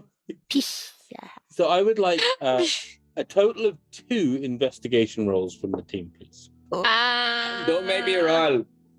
I can do it. I'll do it. Not me. I'll do it. You need 2, right? Should I take advantage? I'm only +1. I'm plus Elo. I'm +2. Okay, I guess it's Yeah. Oh, you guys want to give me advantage instead? yes. Can we do that? Yes. Who's Yeah, giving advantage? Can we? No, it's No. instead of 2 rolls. No? No, I want 2 individuals because Alright. it's basically reflecting like the 2 sets of conversations or whatever. It's the net. Okay, it's Yeah. me and Barra. Ha! 18. 8. Okay, all right. So it's a total of 26. Okay, fine. So basically, you with a 26 total, because it's basically just how much you find out, right? So you find out about the Great Resurgence in Buldar, who is now like there is nowhere that is coastal that is outside of like the 5 cities and Citadel and the Fortress of Chains to the south that is considered safe, right? So if you have a bad day and a bunch of Harlequin and Buldar even to show up, that's really a bad day, and your village isn't there anymore, or your town isn't there anymore. And that's happened to more than one place in the course of the last 3 years. In general, that predation does seem to happen in that arc. So basically from where Ern was all the way around to Karth and even further past there, as if Buldar and his armies are hunting for something or someone. but inflicting damage as they go.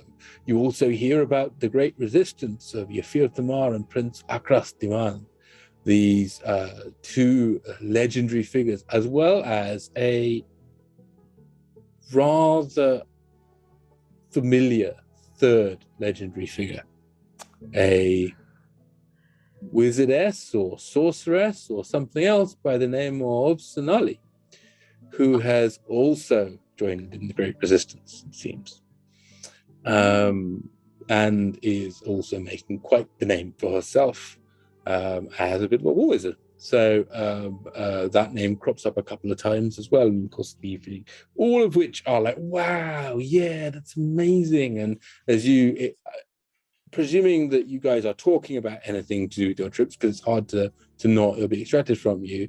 They're like, wow, what's it like to what was it like to travel with leader Tamar? And like people are just very excited for the fact that you know these sort of huge icons of current news affairs, if it were. Barra's jealous.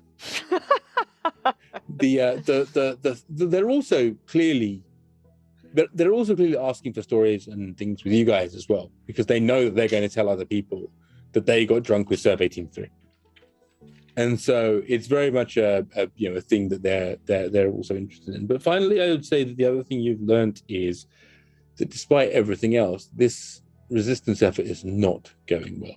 The majority of the Twilight Plains and all the way down to Tarima, all of these things are now pretty much in the control of the Civilite or in the control of the Blood Company. The main sects that were operating in these areas have either gone across and allied themselves with the Civilite or the Blood Company, or have been kicked out of the region. It's like it's a one way or the other scenario. And that is going to bring this bit to a close, with the exception of the fact that in the morning you find yourselves, unless there's anything else one wants to do, which I'll pause for a moment and ask. I have a question. So the Civilite and Blood Company, are they on the same side? They very much appear to be, yes. Guldar appears to be like just a random fucker that's just like running around, just like fucking everything up for people. But it doesn't seem to be a clear sign that he is on the side of the Civilite or the Blood Company. I'm worried that he's still after Athena. I thought you don't care. I know. I care about the Empire becoming. I mean, he becoming more powerful. Just We're tell always her to underwater, stay Steve. away. Yeah, exactly. Don't go near the water, then the sotong cannot come for her. Don't even take showers, just wipe with cloth can already. It's okay. Talcum powder. Yeah, powder, but very Yeah, good. whatever. Fucking very women. Women are Soju, one piece more. of shit. It's good. Big. Yeah. Fuck. Like, showed you better than chicks. Fuck. Fucking stupid. Fuck. Pieces. It depends, Piece of P-teens are shit. very good. What? Nothing, Barra, nothing. Yeah, what? Okay. Yeah. Okay. Somebody say no. I'm in Survey Team 3. No, I'm part of the team. My boy. I would take that pike and shove it so far up My boy. No. Tell him, Daddy.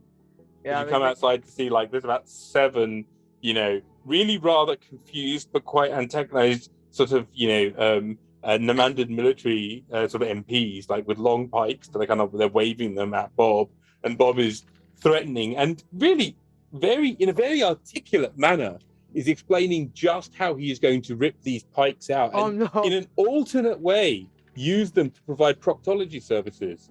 Your pike will be used to give you proctology services, and I'll take your pike and use that to give you proctology services. And he's very much in the spirit of doing this. Nobody poke my son, Your son? Yeah. Yes. That's exactly the point I've been telling them. He said, using the wrong voice. I'm sorry, we forgot to introduce. Your son? Yes. So, hello everybody. This is Bob. Bob is our griffin. We found him as an egg. Barra brought him up. I don't know why I have been somehow becoming his mother, but he's very dear to me. So you poke him, I will slap the shit out of you. My dad, my mum, my friend and navigator that goes the wrong way, and my friend and person that likes to have sex with dragons. And I didn't mean to say, don't hurt me. Make a perception check with disadvantage for Barra and Yrsa. This is a mum and dad thing. Oh no, what? No. What has he eaten? 8. Another demigod? Ooh. Gonna be a different color tomorrow. That's a 30 20 for me. You see, Barra, Yrsa doesn't notice, it's probably maybe the height difference or whatever, but you see that Bob is doing his best to absolutely hide the small bit of leather that seems to be sticking out of his mouth over here. Oh, Oh shit. god. Oh god. I get myself as sober as I can. All right, Bobby, come along now. Yes, let's get you cleaned up. driving, salvation free. Yeah. I bring him to a corner and basically I just clean him up. He's having none of it as he's coming in. He's like, as people go, yeah, he goes, yes, no, leave it to Mo. He said, oh, I know Mr. Fear. He's known me since I was a baby. I sent him a message. He used to rock me to sleep. Bobby, Yeah. did you eat a person? No. Bobby, Yeah. look, I know that we were trying to hunt things, find Eijnar to give to Auntie Agatha, but Yeah. we said you weren't going to eat people. I didn't. What's that leather in your mouth? No, I didn't say that. Mm. Look, Bobby, Also, I didn't eat a person. all right, what do you eat? I ate 2 people. Bobby, I'm kidding. I ate a horse, all right. It was just there, and it was looking really tasty, and it was like being rude to me and stuff, and I was real hungry, and so I ate the horse. okay, Bobby, we're not going to speak of this, but remember, no eating people unless Daddy, Yeah, I know. I wouldn't eat people. unless Daddy says it's okay. Except Right. demigods. Yeah, unless they're like really bad people, like Ryaka. Okay, got it. Yeah. Okay. I still think eating people is supposed to be wrong, Daddy. Yeah, well, some people deserve it. Okay, so just remember. Okay, so that So you're if I think someone deserves it, no. You learn who deserves it as time passes. I'm just learning. right? I'm learning it as time goes by. But you know. Oh, I see. Okay, so we'll But look- conspire and we'll figure out who to eat. Yeah, exactly. So you That know. sounds like a great idea. The army's not going to be pleased that you ate one of their horses. So let's... I wasn't one of their horses. Don't worry. I was Okay. I was by the big fancy building in the middle of town. Do I know what building this is? What is it? Children There's so a, stressful. There's a representative of each of the cities that is on the council of the Namandan Union. In the center of each of the towns is usually their residence and the other high residence of the nobles that are around them. Bobby. It's usually as far away as possible from the Namandan military. They sort of slightly look down their nose at them, even though they need them. Bobby, did anybody see you doing this, eating this horse? I mean, who on earth would see like a 12-foot-long griffin Okay. diving from the stream, going, "Come on, we don't gotta- touch me now!" Okay. And no one saw me. Bobby, okay, you know, we gotta go really soon, okay? Look, you gotta Yeah, get don't you worry cleaned about it. It's fine. we got shh. We're gonna get one silent clap. Shh. Good. Huh? We're gonna get you cleaned up, okay? I'm clean. You're gonna get that leather out of your mouth. Oh shit! Can you help, Daddy?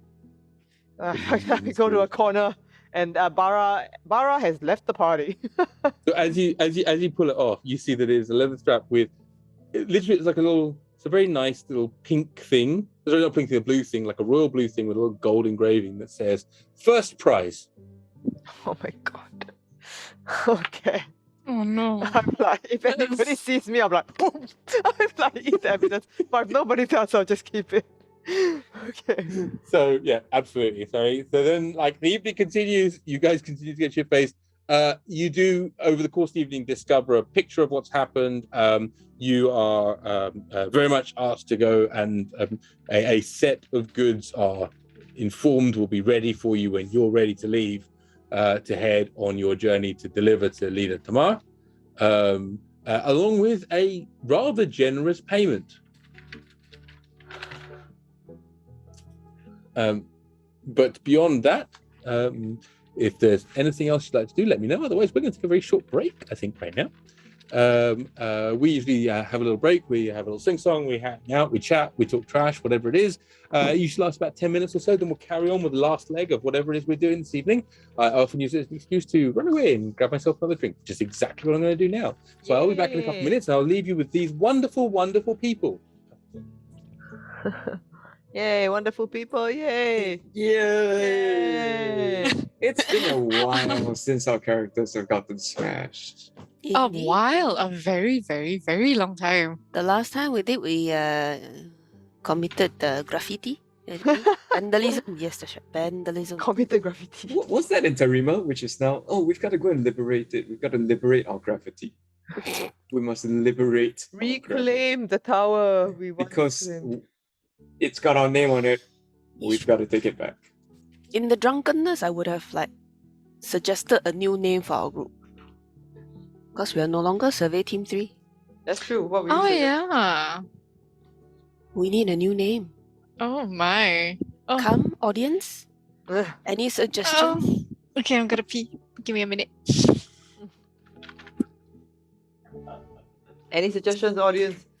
So Nova Survey Team 3, we are the God killers. God Killers. The Kinto's still going on his Hyohanesses. Yeah. yeah. Yeah. I think you're meant to pronounce the J for that one. That's true. Hyohanes. Yeah, racial harmony readers. This was one of each. There's 700 kids. Chivakia. I can't decide whether the yes you are is that we are eugenesis or that we're meant to pronounce the J. I mean, there's nothing wrong with continuing calling ourselves Survey Team 3. There's a bit of cachet to it. And at least our enemies would know who we are. That's true, that's true. It'd be like, we are the defenders of justice. The who? Survey Team 3 Xiao Liao. You know what's the funniest thing? Like when we first started the campaign, right, Ramji was asking us, okay, so does your group want to call yourself a name? And then after that, we were like thinking of a few and then decided, okay, it would make sense if we're part of the military, right, that to have some like really mundane kind of name that, wouldn't sound very heroic or whatever, like, Survey Team 3 or something like that. And that's how we stuck with Survey Team 3. The idea was always that eventually we would have a more heroic group name. Right? And this is the precipice, people, because we are no longer in the army. We're essentially Charlie Company, Platoon 2, Section 3. Yeah, pretty much. Yeah. So yeah. It's just we've omitted the Marabanda, Northern Marabanda at the start of it. Tis true. A new name would need a new song. That's true. Sweden has a point. That's true. That is a very good point. Thanks, Swedia. Oh, and speaking of songs, thanks so much to you guys, specifically DM Punks. Oh damn, I wrote a song for Lycanthrope 70. Oh well, I'll do it anyway. And Moonboy Gaming. Thanks for joining us. So usually for our new followers and or subscribers, we give a little song to them. So I'm just doing them right now. In the next minute or so, we'll perform them for you. But in the meantime, please do keep brainstorming our team names. Or Yrsa usually has a Hokkien phrase of the day as well. Oh, that's just to help yourself. Look of complete surprise, like, who?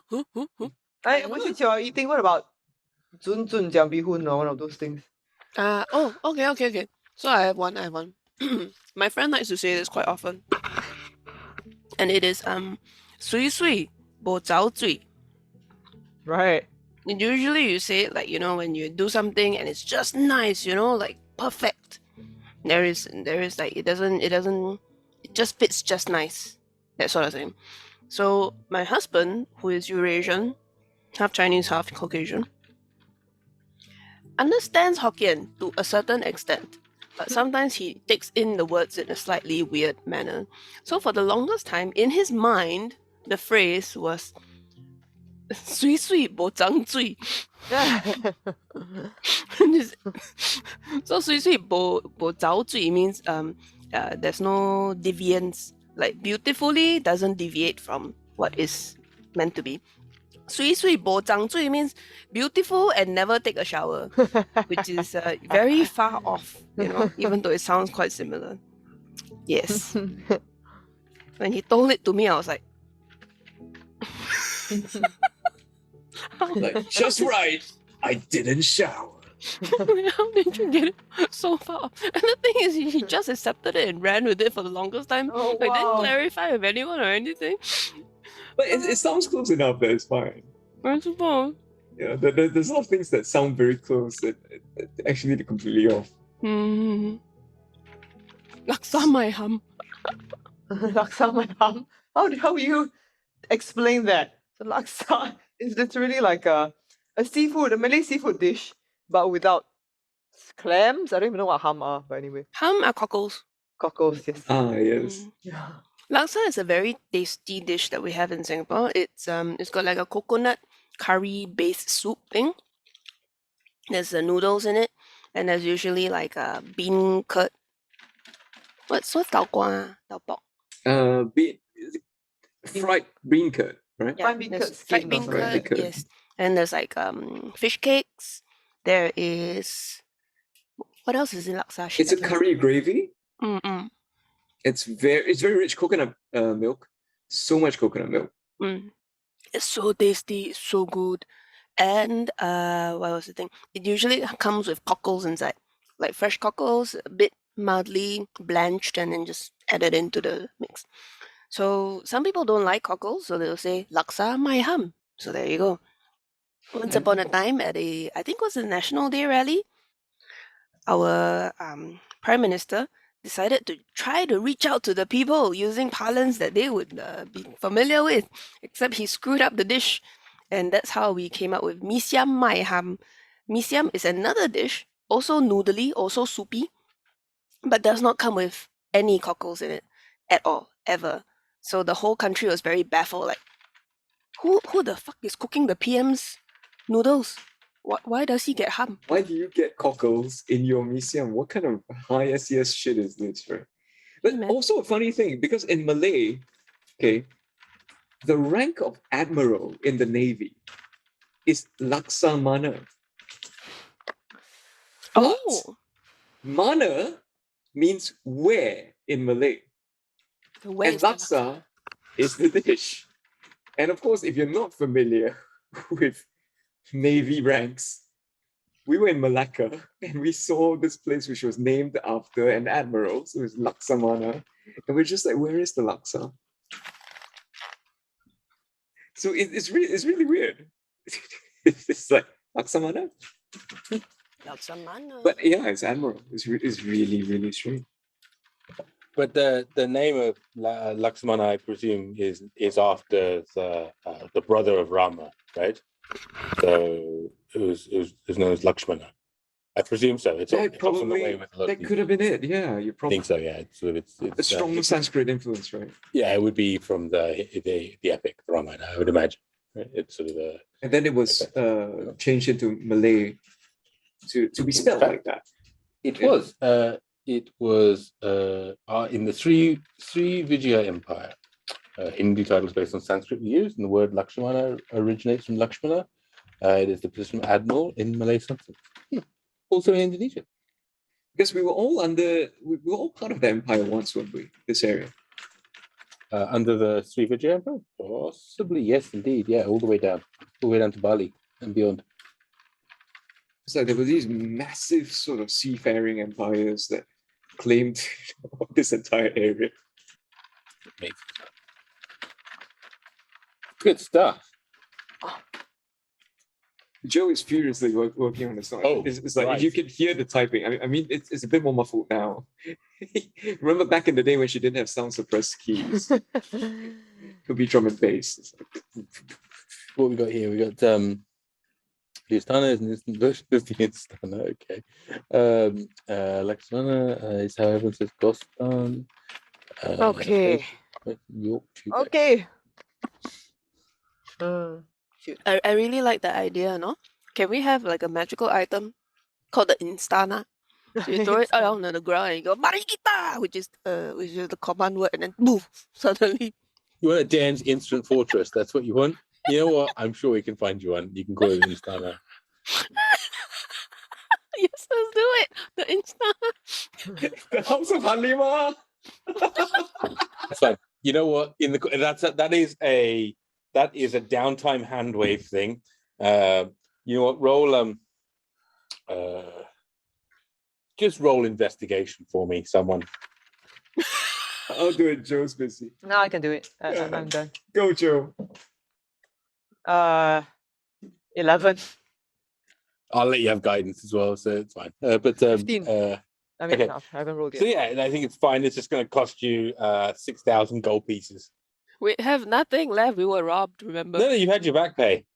Oh, how much was our back pay? Yeah, Your but back army pay pay. was 30 like gold a $2. month for 3 12 years? months times 3 years.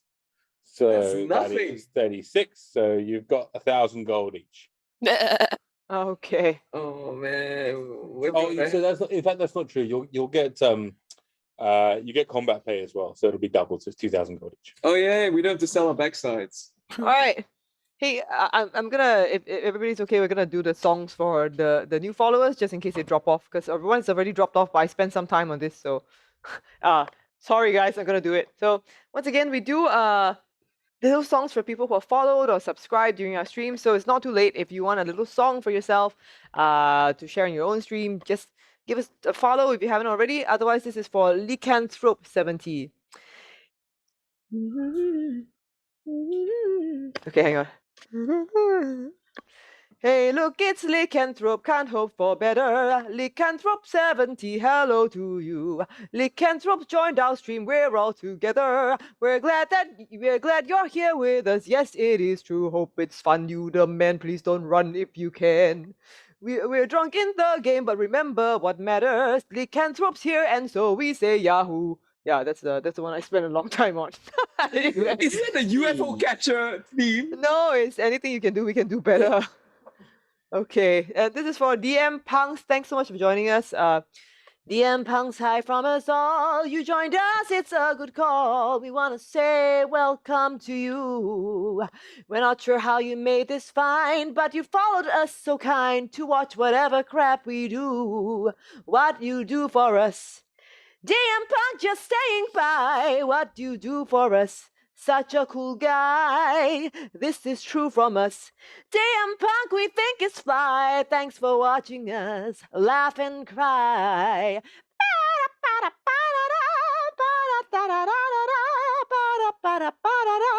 DM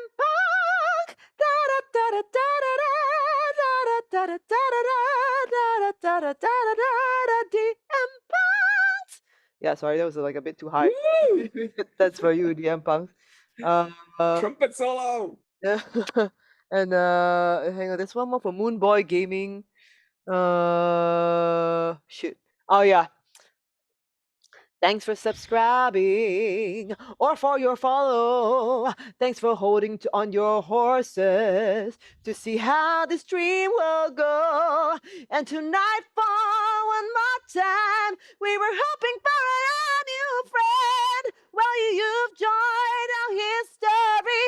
Hope you stick with us to the end. Yeah, Moon Boy Gaming can.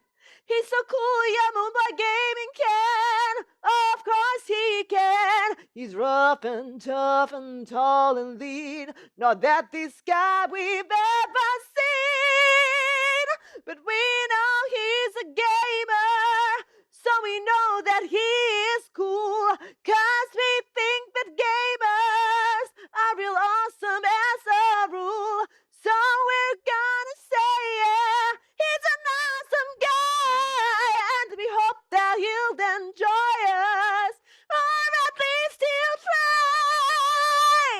Moonby Gaming can. Moonby Gaming can. Woo!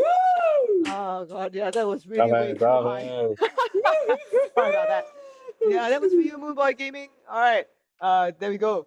That was rad, Joe. Well done. And that was wonderful. So, if we are ready-ish to Yeah. dive back in, then let us continue back in our world as we find ourselves in the next morning. And what a rather sore and stuffy head you all wake up with. As always, in these scenarios, Kie, you seem to be awake, sleeping on a table, surrounded by a small nest made of chairs and various other things.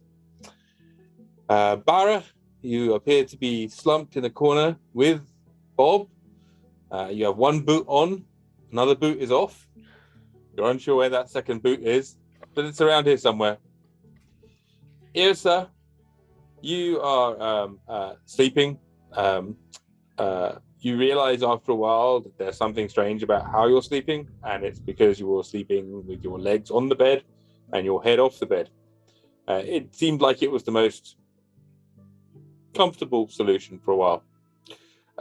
It seems that way because you'll still have your boots on, and a bottle of rum is close to your left hand. As you look to the right, where the lieutenant colonel, all fully dressed, but also has his boots on the bed, is passed out, sort of like, with a little bit of line of drool coming outside of his mouth as you both got shit-faced together. And finally, Kaman, you're nowhere to be found. Is it my turn to be up on the roof somewhere? You are, as always, underneath the water barrow, sitting there quite happily, going, seeking solace in a watery environment, used only, really, as a water trough by many others. But hey, it works, and you're at least able to keep your hydration up, if nothing else. Yeah, everybody needs salts in the system. As you pull yourselves together and ingest the requisite coffee and sort of swap a few war stories and everything else, you recollect things such as Bob's arrival. You also you see that the lieutenant colonel has to get on with their day, and they marshal themselves and walk off.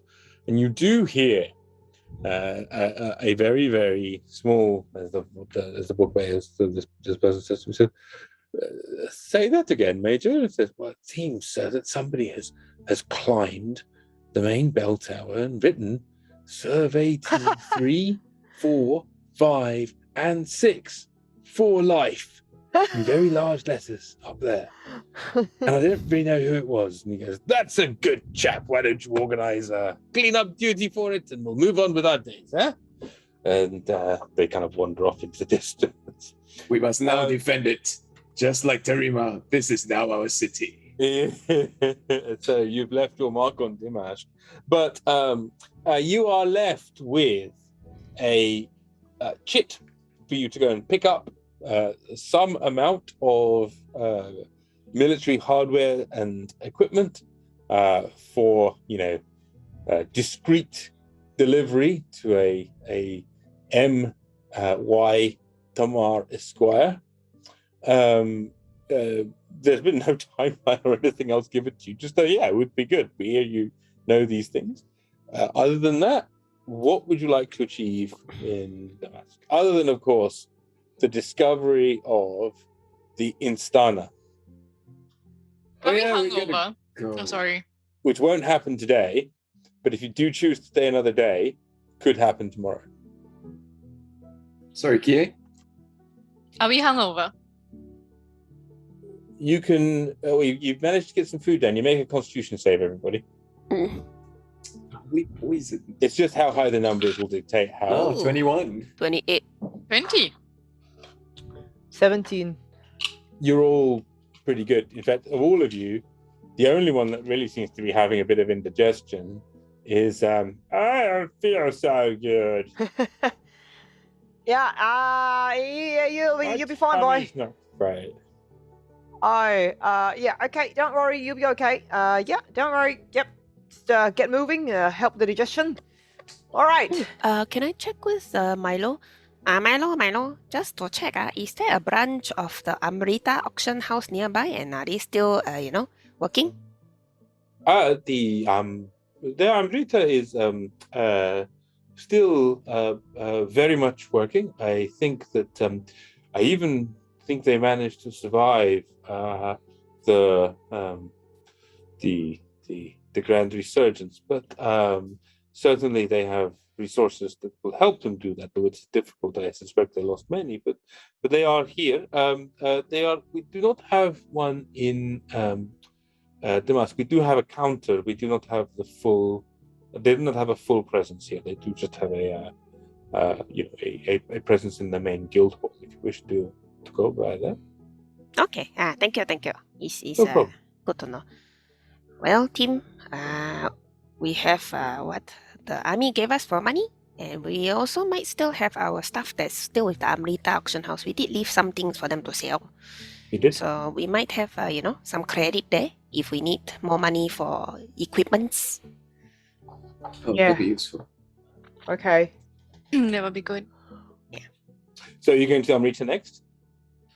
Is it nearby? There is a guild hall in the center of town. Yes. Okay, yeah, let's go. Let's head on there. Okay. So as you head towards the center of town, you pretty uneventful. Actually, nothing dramatic happens as you're wandering through. The most dramatic thing is actually as you notice that there are members of the Mawa Remora wandering around in their various colored cloaks. You occasionally see some of the purple of the Ascolta now and then, but you realize that you're not in that unit anymore. Like you're fully demobbed. Like you gave back your like in theory, even last night you were on premises when you shouldn't have been. It's just no one's going to argue with the combined survey teams. If they want to get shit-faced with someone in their mess, they can, right? But yeah, the reality is that you were guests on a military camp, and now you are no longer members of the military. You are technically, however, military contractors, because you have a piece of paper in your hand that says so. So you walk your way through town and eventually find yourself in front of a large guild house, which is I might even have a picture. Give me 1 second.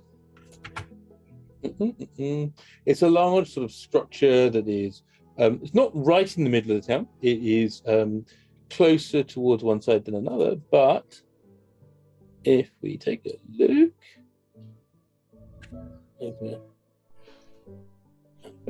oops, night time is the right time. Show me some. There we go. Ow. You okay? Are you okay? What happened? I kicked the metal struts of my chair with my heel. Oh no. Ow. I'm okay. Go on without me. No.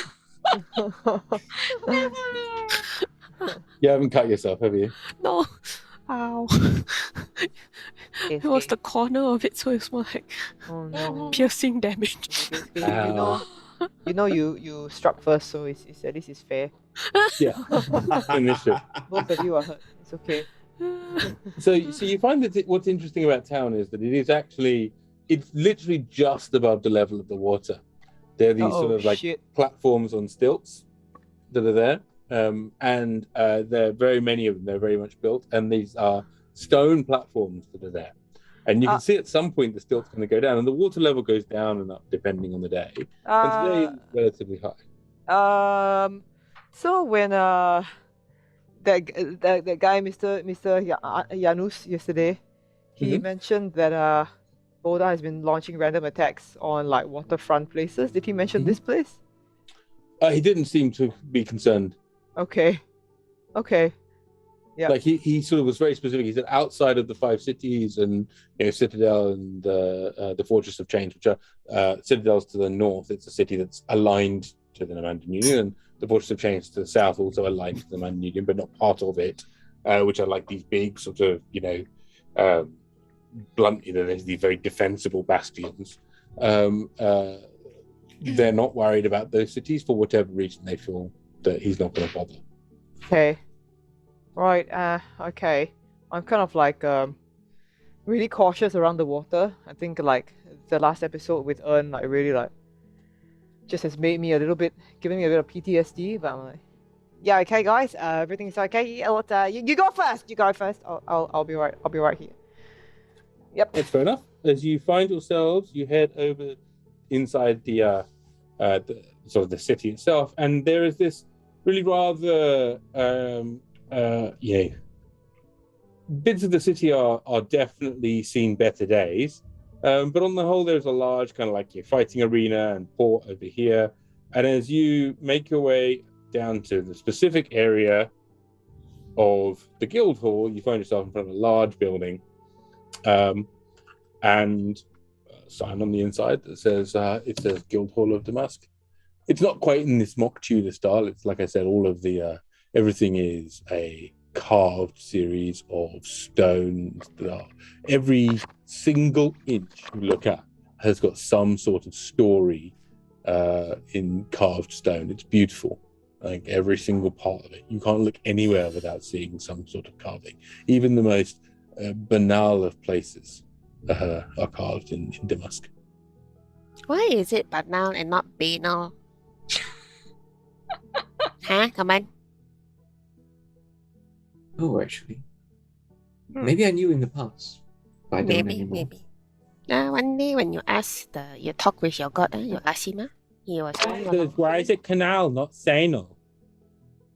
Yeah, excellent question, Bob. Yeah, why is it not Sano? Huh? Come on. Huh, come on? You know, I don't know everything, and if I did, we wouldn't be here. Guys, look, I know everything. Look, I know. Canal. Should I roll history or? Go ahead. When I see the carvings, do I recognize any of them? All of them. No, you don't need history check for that. Like all of you, nobody recognizes everything. You recognize more than most, Barra, but all of you recognize something. Some of you will find a story of Addison and Manassas. You'll find the story of like the Grey Swords and the founding of the free trade cities. You see the original, wrecking of Nagdren. You see the flight of the original inhabitants of there. You see the story of the first cataclysm, the second cataclysm. All of these things are laid out in different little phrases, and it's everywhere. And it's almost like it's it is a thing where part of what everybody does here is learn a little bit of crafting to be able to add a bit of and themselves and their family tale into the carvings of Damask. It's a thing that happens. Well, like last night when like people put survey team 3, 4, 5, 6 for life there. Yeah, that's apparently part of the tradition of this town. No, but somebody somewhere may well be carving you guys into a freeze. You never know. Maybe somewhere they'll make it more permanent, so not with like paint, but with carvings and shit like that. But yeah, so here we are, and I'm rolling my history for the etymology of the word canal. Okay. Bob is like nanal, ranal, canal. That's a 10. Canal. Do you know the etymology of the word canal and banal? No. Then neither does Barra. That's Okay. Tanal. Yep, I think that's a good name as well. But let's go to the bank and take some money out. No, it's interesting. I've been through everything, and it's only banal and canal. Yeah. It's a banal. Like sometimes, when you describe like the no-no zone, you can say like canal. But anyway, no, you know what? Let's just move on. Let's move on. Let's go to the bank. Let's go. Like That was shape, quite banal. Shape. Now, Oh, you're getting really smart. I checked to see whether our badges are still the same shade of bluish green. They are. And so as you head forward, you actually see there is a ground floor here, which is a relatively normal merchant's, a set of stone steps that are inlaid up to the first floor, where you see a really rather simple trade counter. It is two very large desks that have been pulled into an L, and a series of small boxes that are on a table behind that, and at which sits a sort of relatively, I want to say maybe mid-20s, a young, sort of light sandy, sort of brown-haired Yuan T. Okay. Looks up and says, hello, how can I help you? Hello. We are long-time members of your establishment. As you can see from these badges here, we have a credit with your fine institution, and we desire to withdraw this credit either in the form of cash or in the form of your fine wares that are displayed around this perfectly maintained space. She looks at it and goes around and goes, of course. Please pop your badges over the etheric scanner, please. Yes. Okay, and we do it, I suppose. Bink, bink, bink, bink. So grabs all four of them. Now tell me, what did you have for sale left at the Emerald Auction House? I think we were selling that the armor with like the stabby armor, which like drew the blood of the wearer. Hold on, let me go find our nifty little Excel sheet. Excel sheets in the sky. We did also have the boxes that we found in the tomb. You did? Yeah. Yep. We left the boxes there to be sold. We left Whisper the bowl. We left the tablets of fate.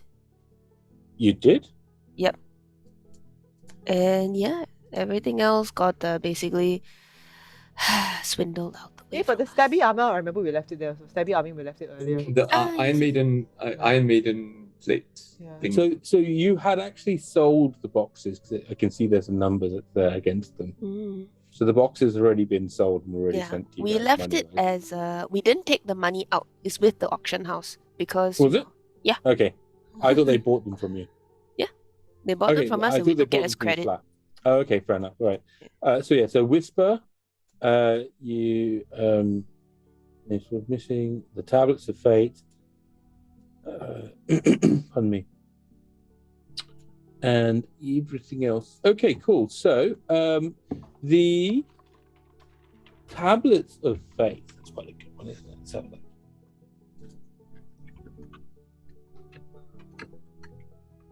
Can I have one of you roll a luck dice for me, please? Not me. Try for a change. Really? You sure? why not you? Roll d20.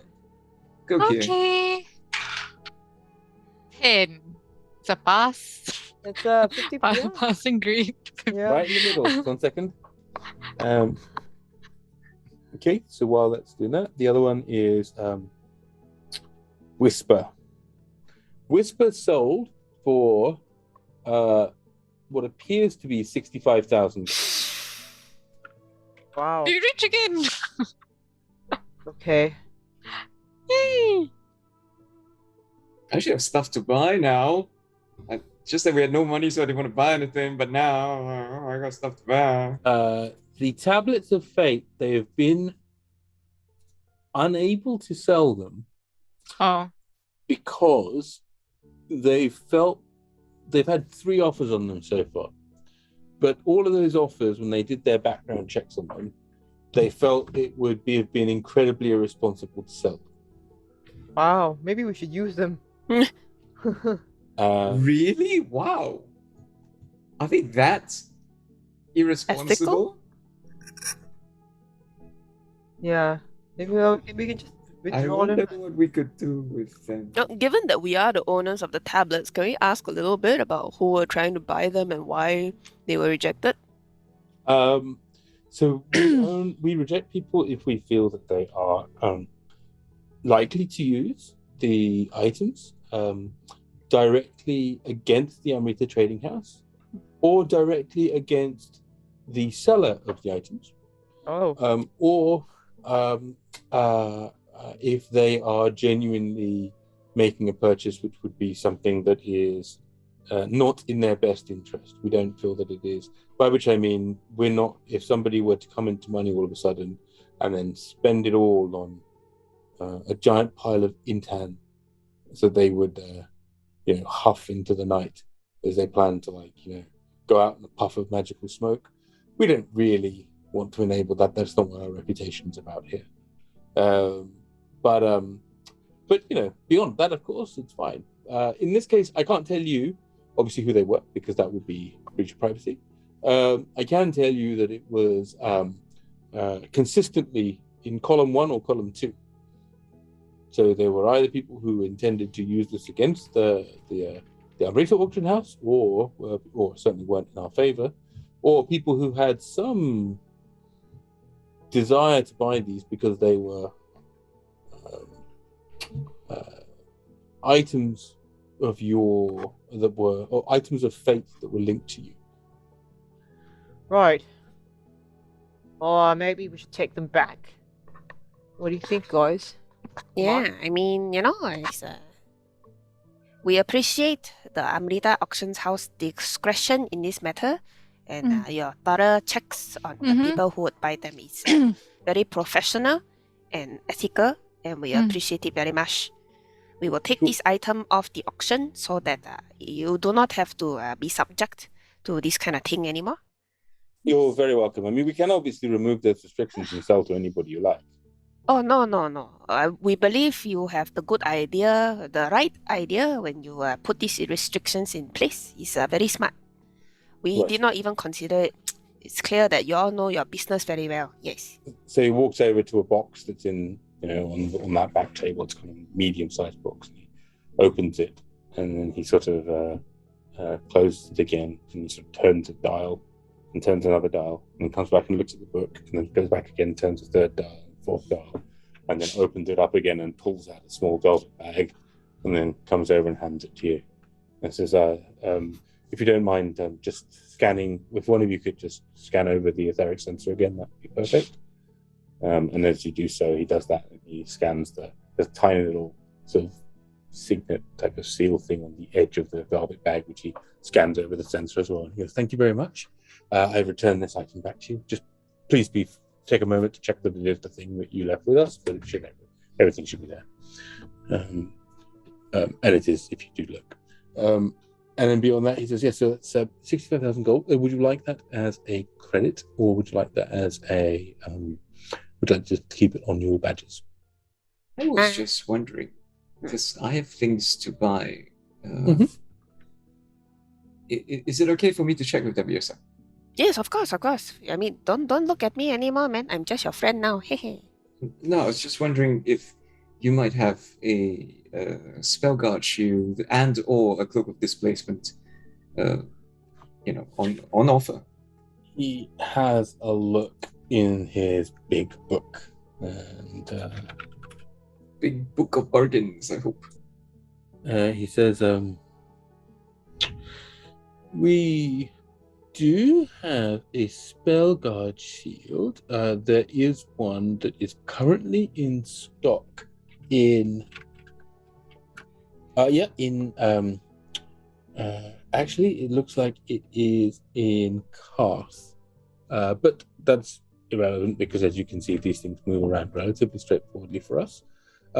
It is currently at a list price of 65,000 as a reserve, as a straight out purchase price, and a reserve price of 50,000 in the auction." I look at the rest. That's a bit pricey. Should I just bid the minimum and hope that nobody outbids me? I mean, sure. The minimum is 50,000. Yeah, could do that, and then we could come like 2 seconds before it's due and snipe it. When the price will go up to 61,000. Yeah, let's. Do you have 50,000?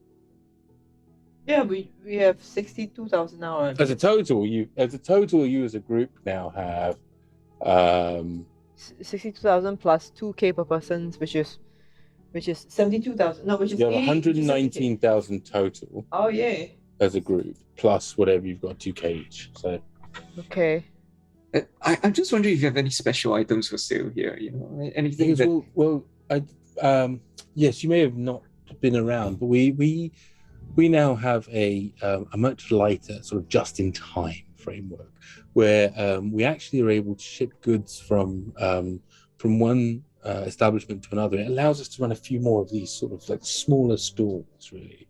That's great. So, yeah, no, it is really good. No, because we were looking for a solution to, adventuring in the wild. We need a structure that, on call could be right there. Like a house that surprisingly quickly appears. Like an instant house. Yes, you could say an instant house. Yes. So I could, I believe, like an instant manor, even. I don't know if there is an instant manor. There is a famous instant fortress that exists. Now the list price for that here is showing at 90,000 gold, but there is a discount currently because there is an open auction that is set with a reserve price of 75k that has now been running for 8.5 months. So it is at the point where, honestly, if you bid in at the reserve, it would get taken. You think? Shall we get that instead? I don't really need that shield. I mean, how can you explain to us how big this instant fortress is? Yes, and so he says, just give me 1 second to check the book for you. Okay. And he sort of he flips backwards and forwards in the book and sort of takes a look and sort of Instant, yeah. He goes, yes, well, it's called the Instana. He says, so he basically says you use an action or you use a moment. You put this small cube, and it's about an inch either side apparently. Apparently it's red and white and red and white and red and white rounds. And you put it on the ground. And you speak the command word.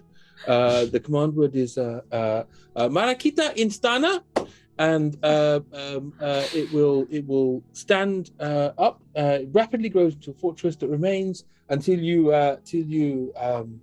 close it down again. I don't know where that word is. It's not in this blurb here, but I'm sure it's near the overall description. It's apparently a square tower, 20 feet on each side, 30 foot high. There are arrow slits on all sides and a battlement that sits upon the top.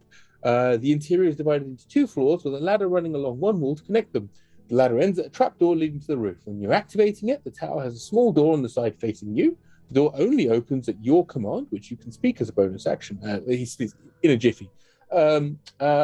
It won't be opened by magical openings such as the knock spell or similar things like that. No chimes of opening here, none of that nonsense. Fully secured, and it's actually plugged into our etheric wireless network. So if you are away from your instant fortress, but you are within a 60-foot radius, a small alarm will go off to let you know that somebody has pressed the doorbell. Each person within where the fortress is, if you were to summon the Instana, they do need to jump out of the way or be out of the immediate way. Otherwise, they would take a huge amount of, just physical kinetic damage as a large building appears. So are you saying that if we placed this in a much smaller structure and activated it, it would explode into that structure? And kill us all. I mean, it would certainly do a fair amount of damage, yes. Well, I mean, what if we put it does take 10 minutes, though. Oh, what a pity. But I mean, most importantly, will it fit a griffin? Oh, it's rather large, yes. I mean, it depends how big your griffin is, but if it's that gentleman there, yes. Will you get through the door that's only openable by us? It's rather large, though, yes. Okay. Because I'm thinking. So in fairness, your griffin could also, presuming you can fly, sir. Yes, I can fly. And so presuming you can fly, you can just fly over the top. It's not. There's no dome or anything. It's sort of a. Yeah, I know, but that's the problem, right? What if people, we want to protect our griffin. That's the most important thing. So people can fly overhead and get inside. I mean, it's okay though. I can fly in and out as well. Yeah, but so can other people. How is it safe? Okay. So I get the group in a bit of a huddle. Just a moment, please. So the real reason why we want this, okay, is that we want to take this instant fortress. Mm. We're going to go to Boda. And then Kie, you're going to shove it up his ass. Oh, you drop a house on him like a witch. Are you still drunk, Kaman? And then That's we not really all my shout. expertise. What? Oh, well, What do we shout? Who? we shout the command word together after we shove it up Boda. What? How small is it normally? It's It's a 1-inch cube. Ah, It's a It grows square into a tower, 30 20 foot feet. square. but we can't do that 30 because feet high. I mean, I get the damage, but I'm not really familiar with Bolda's anatomy. I just feel it would be worth 75,000 gold to see the look on his face. Okay, it doesn't sound like you can fly into it. There is a battlement atop it. Yeah. It's a square tower. It's literally like a square tower, like Rapunzel's tower. right. So it's 20 feet on each side, 30 feet high. There's a door on one side. There's only one door and a trap door. There's a trapdoor on the roof, so you Yeah. can fly up and then come in through the trapdoor. Yeah. Yeah, So- sorry, to be clear, it's not like it's a big square tower, right? So the tower has got a flat roof with battlements around it and a trapdoor in the top of the roof. Yeah. So if DM says it can fit the griffin, it can fit the griffin lah. It'll be fine. Okay. Yeah. Look, But inside it's just 2 levels. It's 30 feet high. It's 2 levels. Okay, so one's the Bob floor and one's everybody else's floor. Look, you guys decide. I don't know. Okay, is Miss Amber around here by any chance? Miss Amber? Miss Amber, she's from the. Oh, I hope she's okay. She was from Twilight's End. Twilight's End branch. Oh, let me check. And so there's some opens one of the books and says This is what she looks like. Minor illusion. so, well, we do still have a Miss Amber that was at Twilight's End. Oh, good, she's alive. She's now at Carth. Okay, yeah. Well, guys, if you Is there a want, specific request you have for one? no, I just go ahead. Just asking after a business Yeah, contact. Yes, no, she's now at Carth. Yes. Okay, good. Well, guys, decide whether you want the portable tower. I mean, it makes for a safe space to sleep. You know? Yeah, a safe space that can fit Bob as well. yeah, that's true. That's true. Yeah, let's get it. Let's get it. How Forget many my times shit. can we use in a, how often can we use it? He sort of looks and he goes,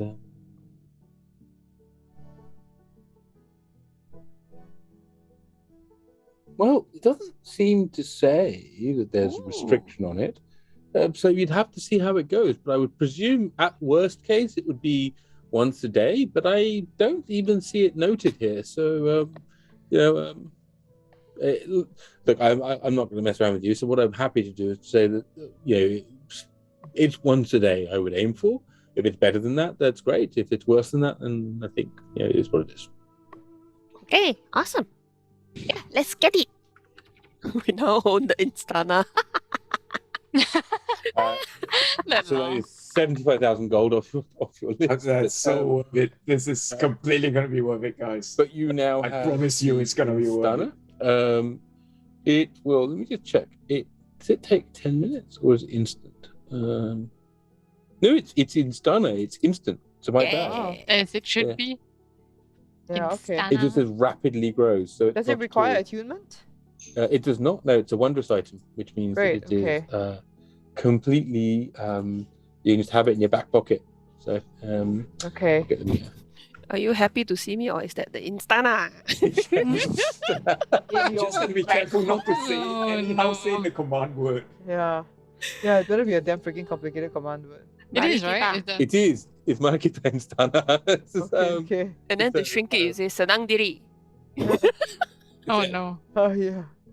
So you have he comes back and he goes, oh, excuse me 1 second. He kind of looks in the book and he kind of goes back and does a little game of dials in the box and then opens it up. He comes back and similar little velvet pouch thing. He says, if you wouldn't mind just paying using the etheric pad over here. It's quite new, we're quite proud of this actually. It's quite Yeah, it's amazing.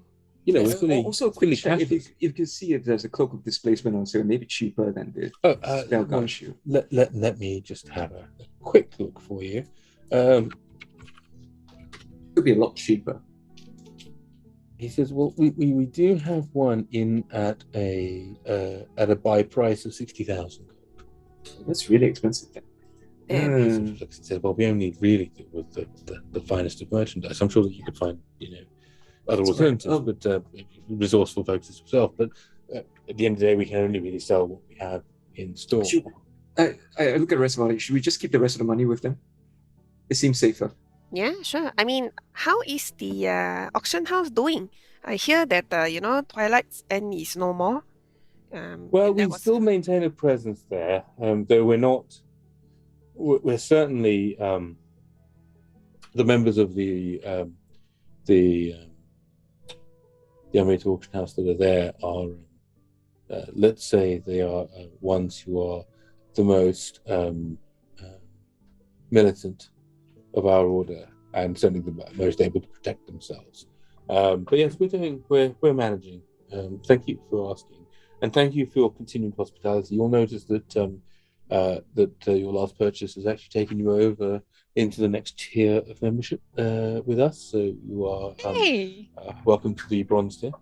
And That's how they Wait, get you. the what? Sorry? The bronze tier. Oh, That's how This they is get more.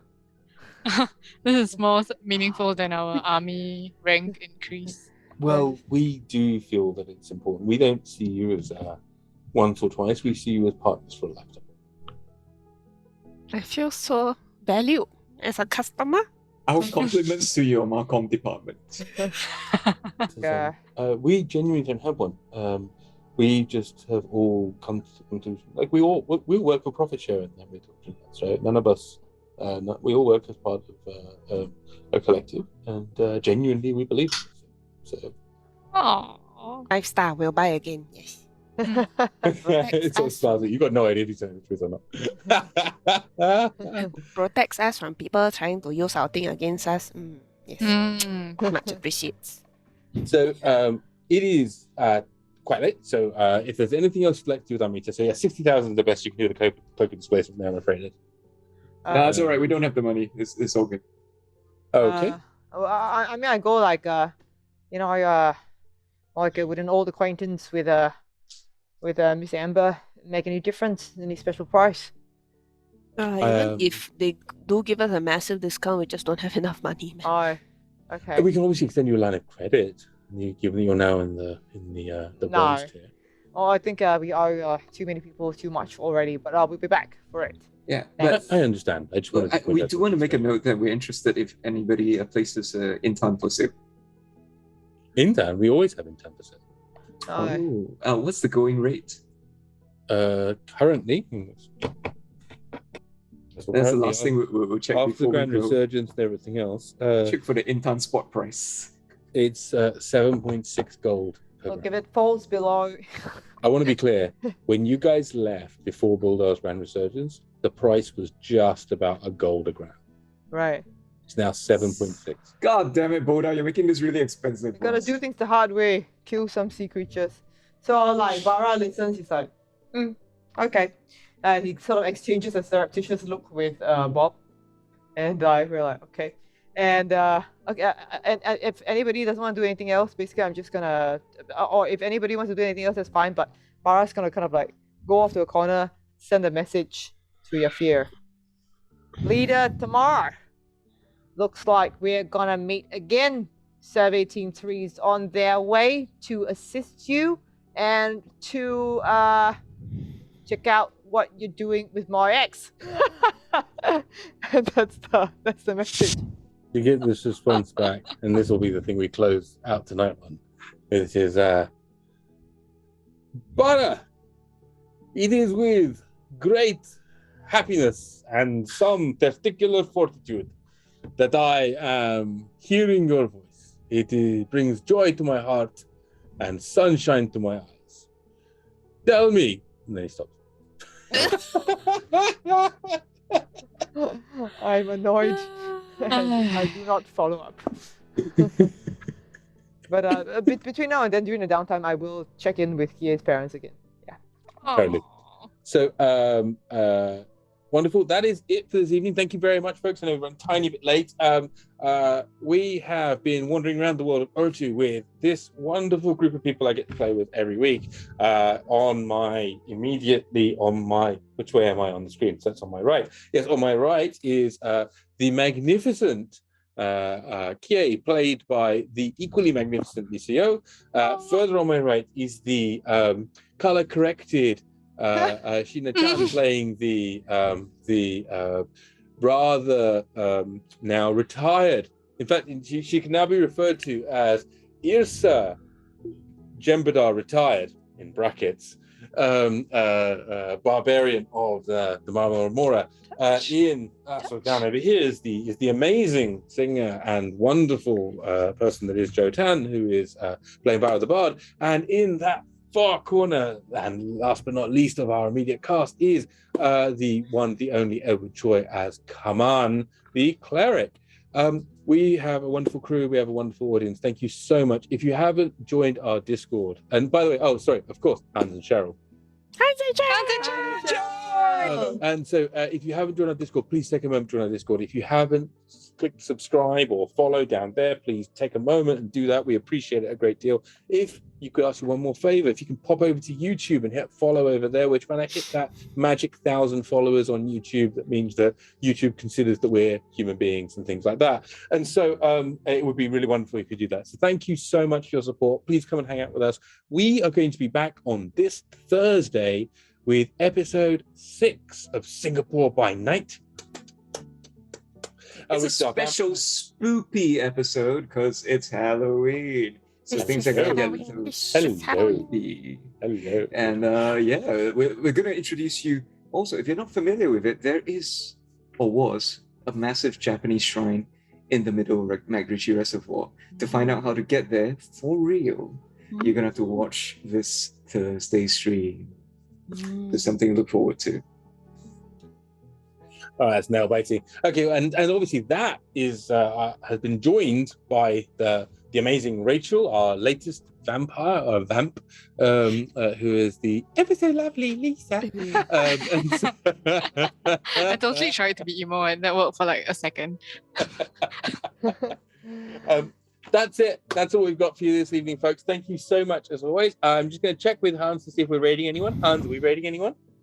Who are we rating?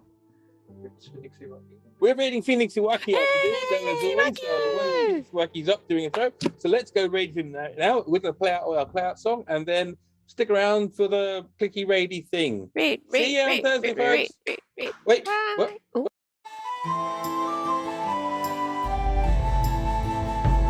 Behold thine heroes as they observeth the troubled lands and stormy sea.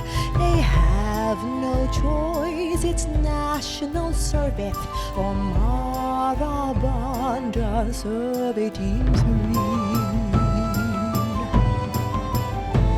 A goblin captaincy, elven cleric, one small and green, one tall and blue, stoned halfling monk and bard who dedicates its campaign anthem to you.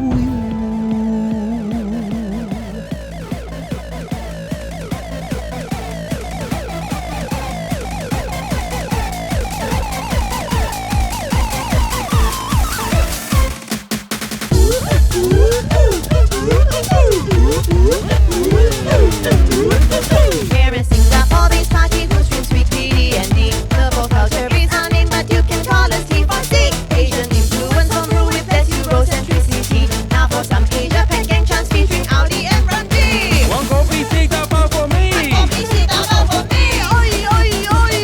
Oi, oi, oi. 新赛了，艾伦来了。新赛了，艾伦来了。Dragon power. Dragon power. I sound quite transatlantic, actually. Animated is our party and we're actually very fun. We all go play really hard and we always sing a ton of songs where we find gods and monsters beneath the Urtu sun. We are Asians, the pop culture, and at last our song is done. Except for our reminder to